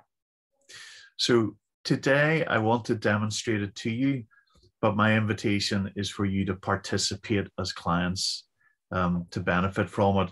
We can organize other training events later if that's what you want. Ну і сьогодні моєю основною метою було ніби запросити вас до групової роботи, ознайомитися з цим методом, і в подальшому ми можемо домовитись про ще одну зустріч і вивчати там застосування ще деяких інших методів. So I know that some of you are in different circumstances, but if at all possible, I want to invite you to see if you can give the next 45 to 60 minutes for yourself, if you can. І я знаю, що ви всі знаходитесь в різних зовнішніх обставинах, але по можливості, чи можете ви наступні 45, можливо, 60 хвилин приділити собі, якщо це можливо. And we're a little beyond the time that we intended to end, so we'll probably finish slightly after 3. So if that's not suitable for you, you may need to go off. Is that okay if we run on for some people, Vladimir? І, в принципі, бачу, що ми так трошки перебираємо час, і, можливо, через цей останній процес ми закінчимо трошки пізніше, тобто не рівно 5, а там трошки ще затримуємось, але якщо комусь потрібно кудись іти, то ви можете просто відключатися і йти. Володимир, можливий такий формат роботи? Так, ми ж робимо запис паралельно. Yes, it's suitable, and we are recording this, so if someone will leave, they will have the record. Good, good. So let me share the screen again for you. And this is the occasion, if you do have paper and something to write with, that will be useful. Зараз я знову буду ділитися екраном, і оце саме той випадок, для якого ми просили вас мати з собою папір і щось для запису, і зараз воно вам знадобиться. Excuse me. Okay, so you should see on the screen now a simple form with a number of boxes. Всі бачать слайд, так? Зараз на слайді Зараз на слайді ви бачите ніби перелік коробочок пронумерованих і там, де розписаний їхній зміст. So if you can place your page long ways so that the longest axis is on the horizontal. Розташуйте ваш листочок отак, ну, в принципі, як слайд, тобто, щоб горизонтально, тобто по довжині. In the middle of the page, draw a circle on the left-hand side and a circle on the right-hand side. І посередині намалюйте коло справа і коло зліва. On the left-hand side, I want you to write the date then. So this is looking at the past. Зліва напишіть дата тоді, тобто це у нас буде минуле. And on the right, the date today. І справа напишіть дата сьогодні. Above and below the line, I want to have you draw 3 boxes in a row. Значить, між цими двома колами буде, ну так, ніби середня лінія, а вище тої серединної лінії, нижче намалюйте 3 коробочки в ряд. Ну, так, як на слайді. Коробочки, такі квадратик. So starting in the box at the top left-hand corner of the form, І ми почнемо Ми почнемо з коробочки, яка знаходиться в верхньому лівому куті. От. І це буде перший крок, це якби теперішня безпека. So mentally scanning your body and noticing how you feel emotionally in your body, I want you to give yourself a score out of 10 with how distressed you feel right now at this moment. 10 is the highest level of distress and 0 is none or neutral. А зараз знову проскануйте, будь ласка, своє тіло зверху донизу і по шкалі суб'єктивних одиниць від 0 до 10, де 10 це найвище. Відмітьте, будь ласка, як ви зараз себе почуваєте емоційно в своєму тілі. And so I'm going to take you through a mindfulness exercise and I want you just to notice how that emotional tension changes. Тому що далі ми будемо з вами робити вправу на mindfulness, і я хотів би, щоб ви відмітили, як зміниться ваш емоційний рівень. So let me invite you once again, if you feel comfortable, to close your eyes and place both your feet flat on the ground. І зараз, будь ласка, якщо це можливо для вас і зручно, заплющіть очі, сядьте зручно і поставте обидві ноги плотно на підлогу. Making sure that you're sitting comfortably. Впевніться, що ви сидите досить зручно. I want you to focus first of all on earth, that you are grounded, safe and secure with the earth beneath you. І попрошу вас зосередитись на землі, землі під вашими ногами, землі, на якій стоять ваші ноги, і на безпеці, який дає вам ця земля. The earth supporting you is good, solid, safe and secure. І земля вас підтримує, вона разом з вами, вона безпечна, і вона захищає. Take a deep breath in and all the way out. Зробіть глибокий вдих і розплющте очі. Notice the air and observe the temperature as it comes into your body and the temperature as it goes out of your body. Зосередьтесь на повітрі, яке ви вдихаєте, і відмітьте для себе температуру повітря, якого ви вдихаєте, і температуру повітря, яке ви видихаєте. The air is all around you and provides you with what you need. Повітря, воно оточує вас і дає вам все, що вам потрібно. Run your tongue around the inside of your mouth and notice the saliva and moisture in your mouth as you think about water. А зараз зосередьтесь на відчуттях у вашому роті, проведіть язиком всередині вашого рота і відмітьте зволоженість вашого рота і смак, який там, і відмітьте, чи, можливо, ви хочете пити зараз. Thinking of the water in our bodies, it relates to the blood that flows around our bodies. It brings energy and oxygen to every part that needs it. Зосередьтесь на рідині, яка циркулює всередині вашого тіла у вигляді крові. Вона транспортує і доставляє всі необхідні речовини та кисень до усіх частинок вашого тіла. See if you can produce more saliva in your mouth as you run your tongue around the inside of your mouth and notice that your body meets your needs. І подумайте над тим, чи можете ви продукувати більше слини в той момент, коли ви водите язиком всередині вашого рота, і подумайте, зосередьтесь на тому, що тіло дає вам все, що вам треба. А зосередьтесь ще на потребах вашого тіла. And now let us finally think about fire, the fire of our imagination and our mind. А зараз зосередьтесь на вогні вашої уяви і вашого розуму. We've been working and looking at the mind, and I want you to invite that energy that you bring and now redirect that energy of the fire of your mind to your own healing. І зараз ми з вами всі активізувались, тому що ми з вами зараз всі активно дуже працюємо, і прикличте свою енергію, яка активізувалась цим, і я візьму цю енергію і використаю її для вашого ж зцілення. Connect to your body and allow all of these different elements now to focus on the body and connect into that place of being mindfully, completely present. А зараз зосередьтесь на вашому тілі і в своєму тілі об'єднайте всі оці елементи, про які я щойно говорив, об'єднайте їх разом і подумайте про це дуже так зосереджено і вдумливо, в ці відчуття, вникніть в ці відчуття в вашому тілі. And invite you to take a nice big deep breath in and all the way out. А зараз зробіть хороший вдих, глибокий, і видих. Once again, scan your body, and again, 10 is the highest level of distress and 0 is none or neutral. Write the second score in the box at the top left.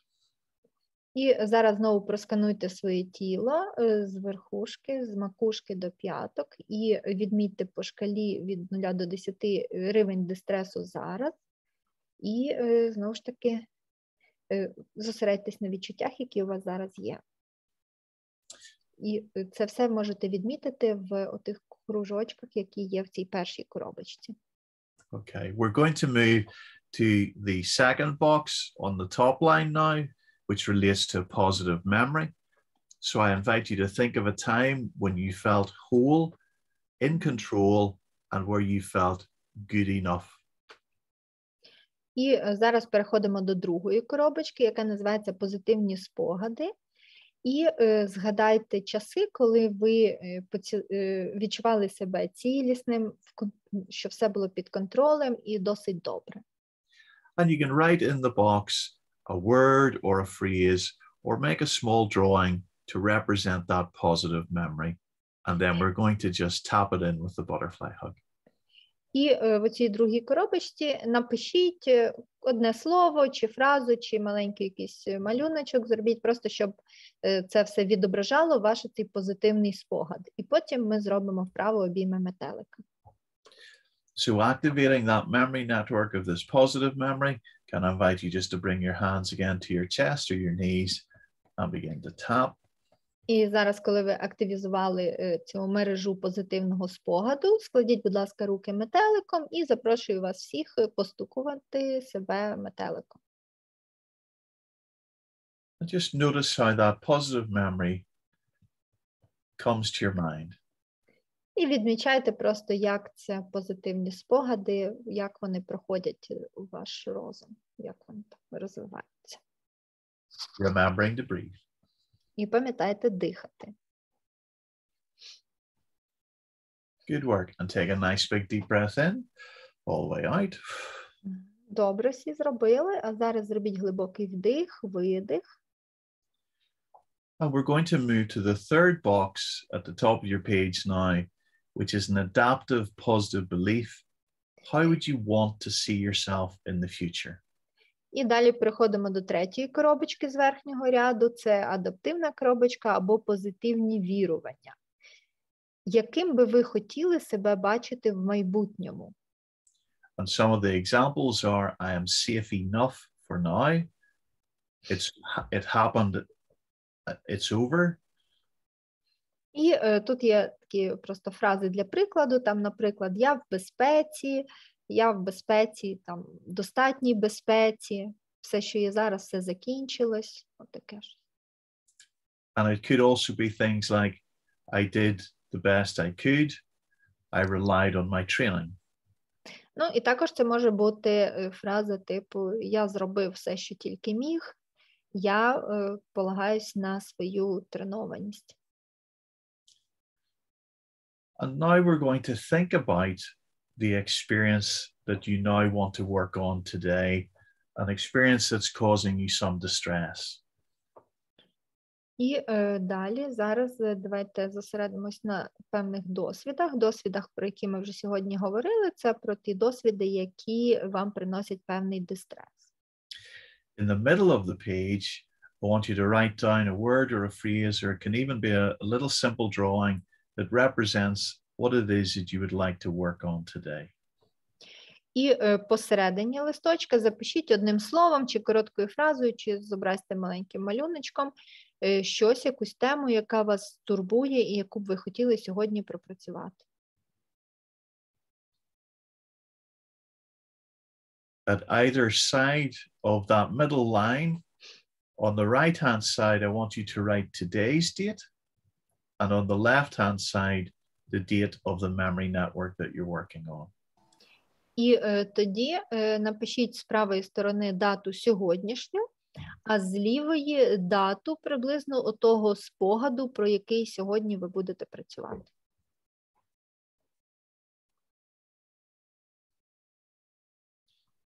So thinking of the event, we're now going to take a search through to see if we can identify the first point of distress. And we're going to do that by, as we tap, doing the butterfly hug. Whenever you reach the first point of disturbance, as you think about this old memory, I want you to stop tapping, and the first target you're going to work on, I want you to write that into the box in the bottom left.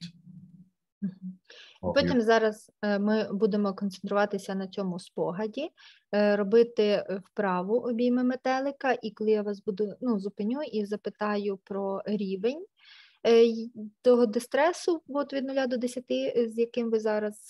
який ви зараз відчуваєте, то це запишіть, будь ласка, отут в нижній лівій коробочці. So I'll give people a few moments while they tap and identify their first point of disturbance. І зараз декілька хвилин давайте робимо вправу обійми метелика і зосереджуючись на точці дискомфорту, тобто точці, що вас турбує, тобто на тому спогаді, який вас турбує. Focusing on that point of disturbance now, I want you to notice that we're going to reprocess this, and whatever comes up, comes up. І зосереджуючись на тому, що вас турбує, хочу сказати, що зараз ми будемо пропрацьовувати все, що буде випливати в цьому процесі. So we will do 3 sets of tapping. У нас з вами буде 3 сети, 3 кола простукування. For each point of disturbance. На кожну цю точку, яка турбує. Okay, good. So whenever we're ready, bring up your first point of disturbance and begin to tap. І якщо ви готові, складайте руки метеликом, думайте про той спогад, який вас турбує, і простукуйте себе. Well done. Дуже добре.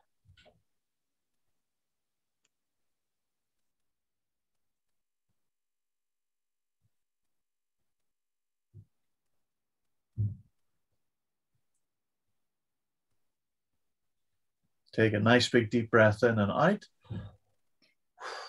Зробіть глибокий вдих, видих. Notice what comes to your mind.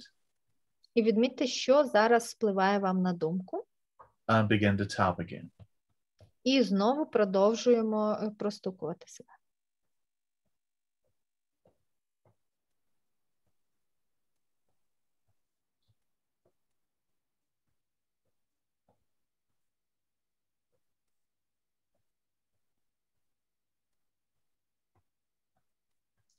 Nice big deep breath in for me and all the way out. Знову глибокий вдих, видих. Notice what comes up. Відмітьте, що зараз піднімається. And when you're ready, begin to tap again. І коли будете готові, знову починаємо простукування. Remembering to breathe. І пам'ятайте дихати.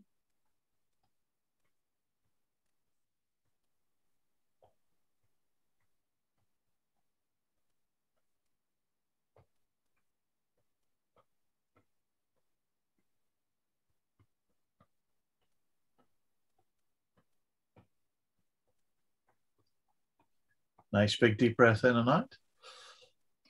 Знову глибокий вдих і видих. And I want you just to return again to your focused point of disturbance that we were looking at, your traumatic memory. А зараз попрошу вас знову повернутися до того першого моменту, який вас турбує, на якому ми фокусувалися, який ми згадали, витягували з пам'яті. We're going to play the video again and see what the first point of disturbance is that comes up. It may be the same or it may have changed. І ми, коли робимо цю вправу, ми повертаємося зараз до того моменту, з якого ми починали, до тої точки, яка нас турбувала, і оцінюємо ситуацію. Ситуація може змінитися, наше відчуття, а може і залишитись таким самим. People may find a different target at a different time. Some people may find it quickly, others may need to tap for a little bit longer. So begin to tap. Різні люди досягають мети по-різному, і комусь достатньо досить короткого часу простукування, а комусь треба трошки довшого. Тому, якщо, то можна продовжувати простукування. And once you're aware of your point of disturbance, you can stop and write it in the second box along the bottom half of the page. І далі хочу вас зупинити і попросити зосередитись на відчуттях зараз. І це буде ніби друга точка, наступна точка, яка вас турбує. І запишіть рівень ваших відчуттів зараз в коробочку номер 2, от в нижньому ряду.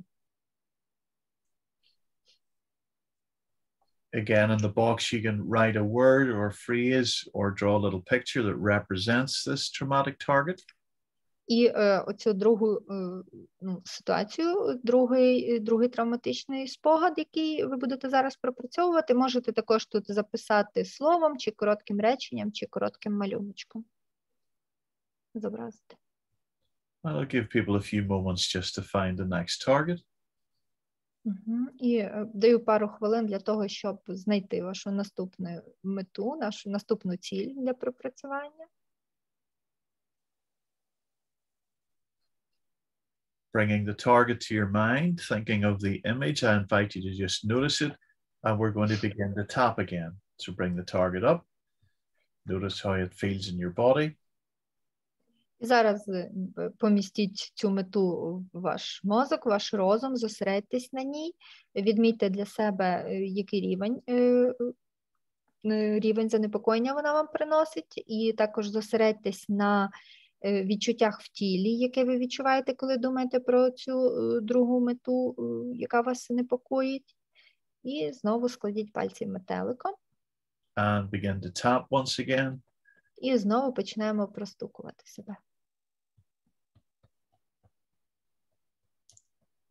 Remembering to breathe. Whatever comes up, comes up. There's no right or wrong.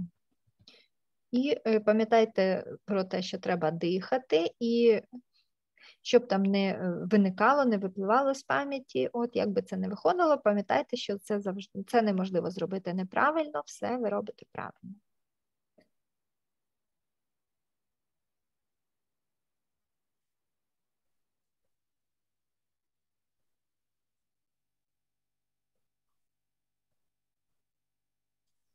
And take a nice big deep breath in for me and all the way out. І знову зробіть хороший глибокий вдих, видих. Notice what comes up for you now.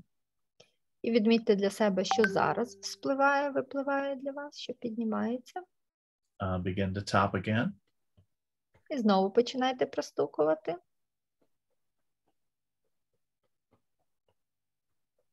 Well done. Remember to breathe. Дуже добре. І пам'ятайте дихати.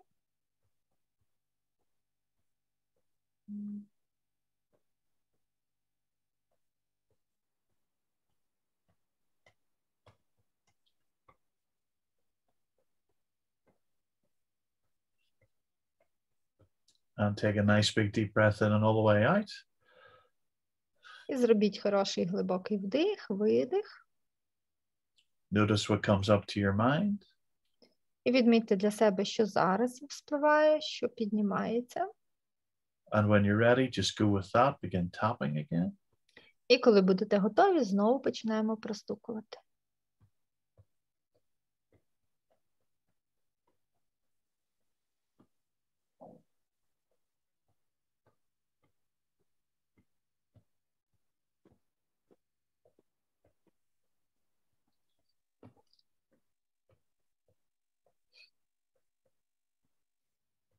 And take a nice big deep breath in for me.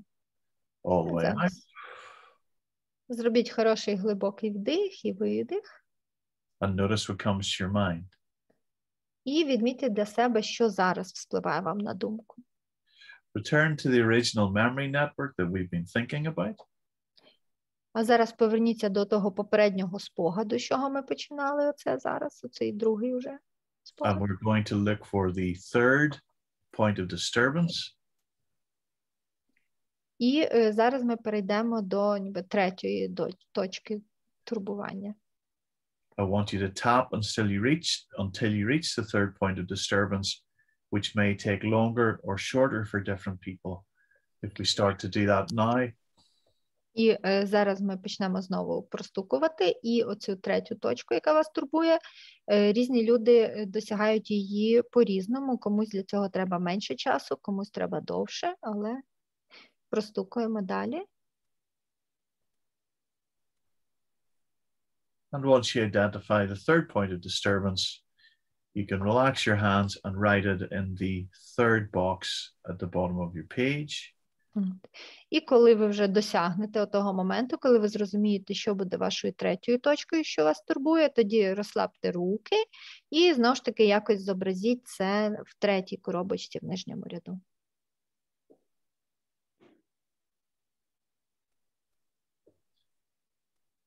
And notice how disturbing that image is for you now. When you're ready, we're going to repeat a further cycle of tapping. So notice the target. Bring your hands up again. Відмітьте для себе, наскільки вас це турбує, і відмітьте цю мету, з якою ви зараз будете працювати, створіть от образ цієї мети і знову ж таки складіть пальці метеликом. And when you're ready, begin to tap. І як будете готові, починайте простукувати. Remembering to breathe. І пам'ятайте дихати.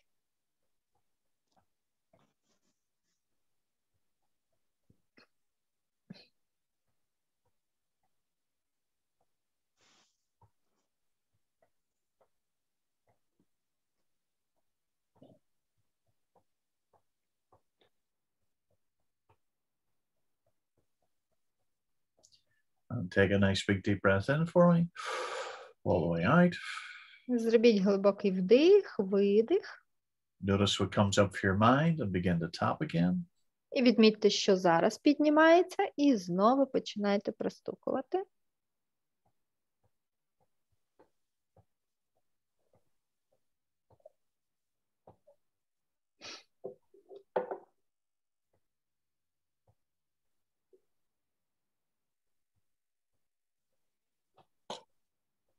And when you're ready, take a nice big deep breath in for me and all the way out.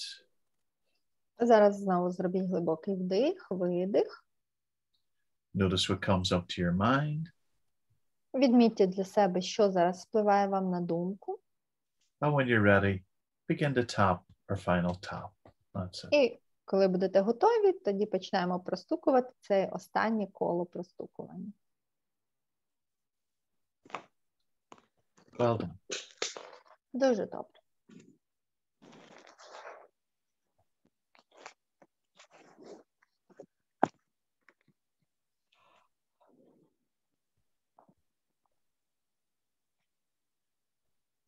And again, can I invite you to finish off with a nice big deep breath in and all the way out. And relax your hands. Прошу всіх закінчити глибоким вдихом, видихом і опустіть, розслабте руки. And now thinking of the statement that you identified up in the top right-hand box, how you want to see yourself in the future. Bring that to your mind. Зараз давайте повернемося до того твердження, яке ми вписали в третю коробочку перед тим, як почали оцей процес з точками, які нас турбують. Ким би ви хотіли бачити себе в майбутньому? Яким ви хотіли бачити себе в майбутньому? Thinking about that statement, if 7 means that it feels completely true and 1 feels completely false, how true does that statement feel to you right now between 1 and 7? І от те твердження, яке ви там написали, наскільки воно для вас зараз відповідає дійсності по шкалі від 0 до 7, якщо 7 це точно відповідає тому, що зараз ви хочете, а 0, якщо це взагалі не відповідає тому, що ви зараз хочете. Just write that at the bottom of the page. І напишіть цю цифру вверху сторінки, внизу сторінки, квадратика. So again, would anybody like to share anything about their experience of going through that technique? І якщо хтось хоче, можете поділитися своїм досвідом, що ви відчували впродовж цієї техніки.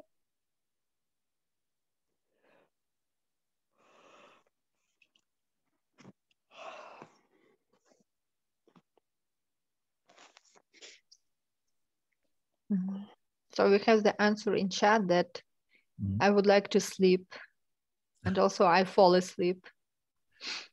Yes, I have to say that you've all been working very hard, and at rest, the brain uses 40% of the energy that our body produces.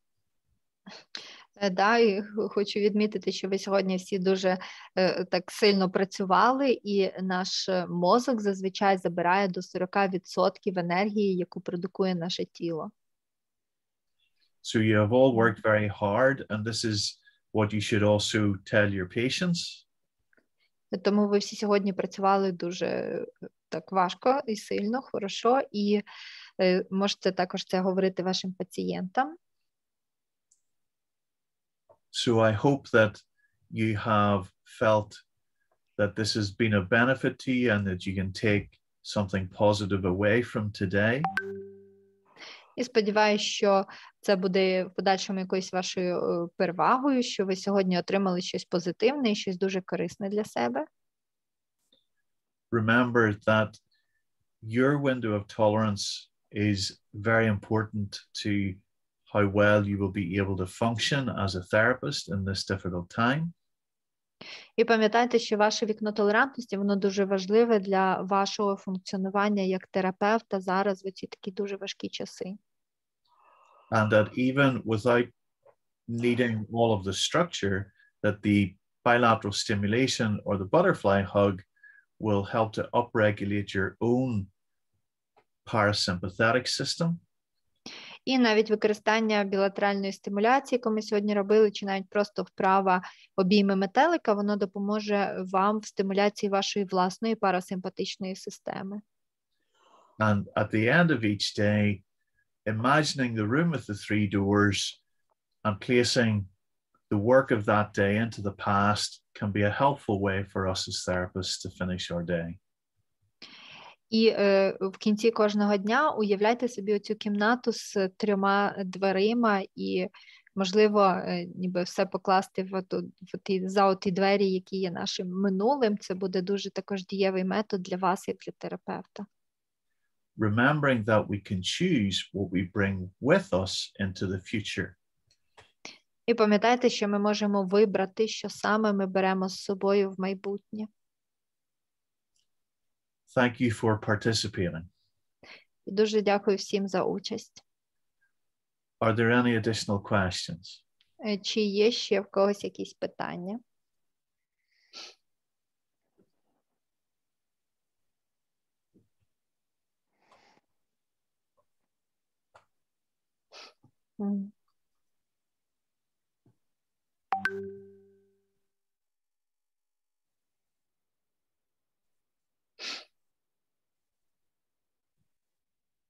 And any questions in chat either?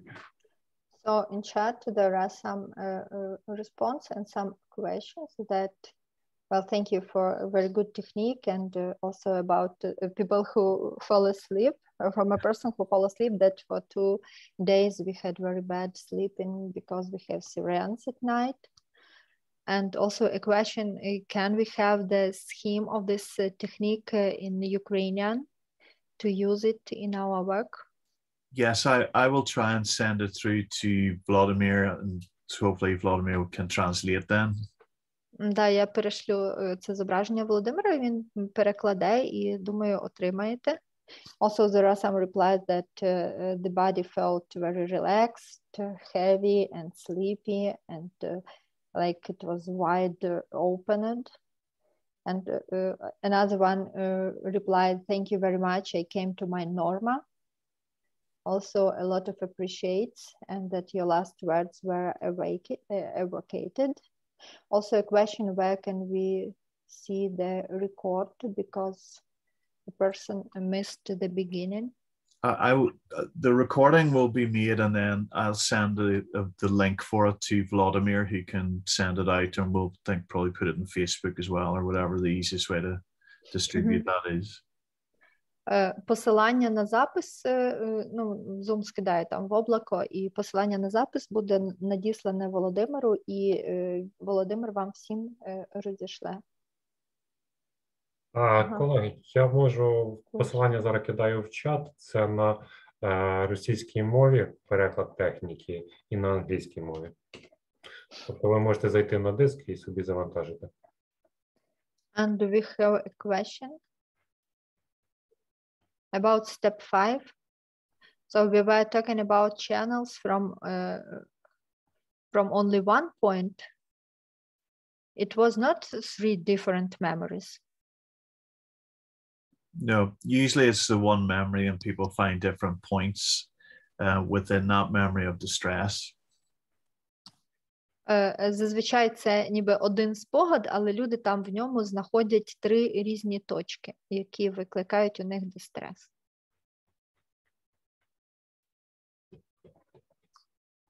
For some people, if they find that they, after the first process, if their distress levels come completely down, the mind will naturally take them into a different memory. У деяких людей, в процесі, рівень дистресу по якійсь одній точці він знижується фактично до 0, але виникає напруга в якійсь іншій точці цього спогаду.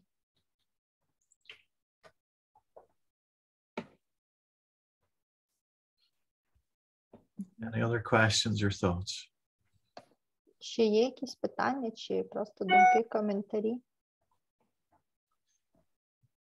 So I will be in touch with colleagues over the coming days to see how we can best continue to support you all.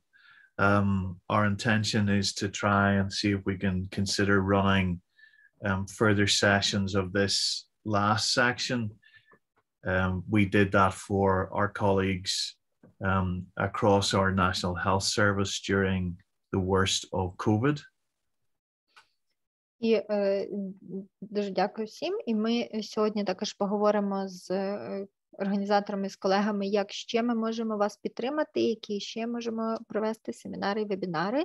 І оцю останню також, вправу, що ми робили, також це ми виконували ще в рамках Національної служби здоров'я, пов'язане з ситуацією щодо ковіду.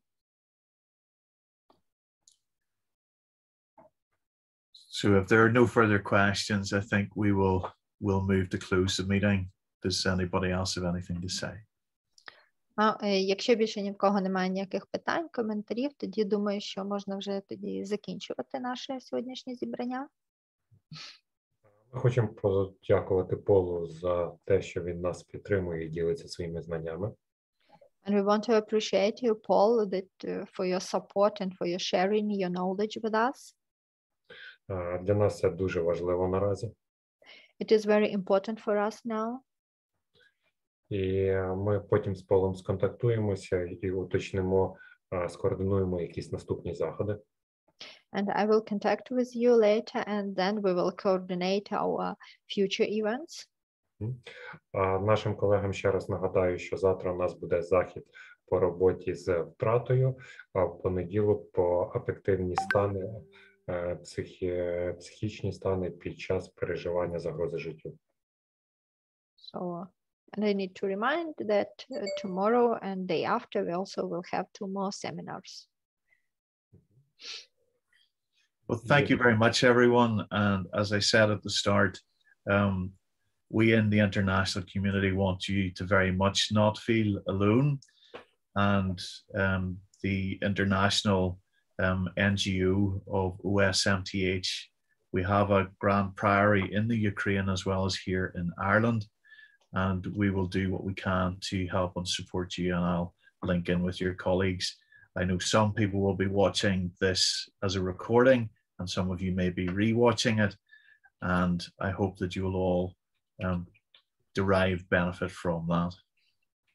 Дуже дякую всім за участь. І знову ж таки хочу нагадати, що я і мої колеги з організації VSMTH дуже хочемо підтримати вас у вашій непростій ситуації, тому ми робимо все, що ми можемо для того, щоб вас підтримати. І дуже радий, що буде запис, тому що знаю, що дехто з вас буде дивитись його в запису, оскільки, можливо, пропустили, хтось буде передивлятися, і ми раді в подальшому також ще підтримувати вас інформацією. So thank you once again, everyone. Тому ще раз дякую всім. Thank you. І бережіть себе. Take care of yourself. Goodbye, everyone.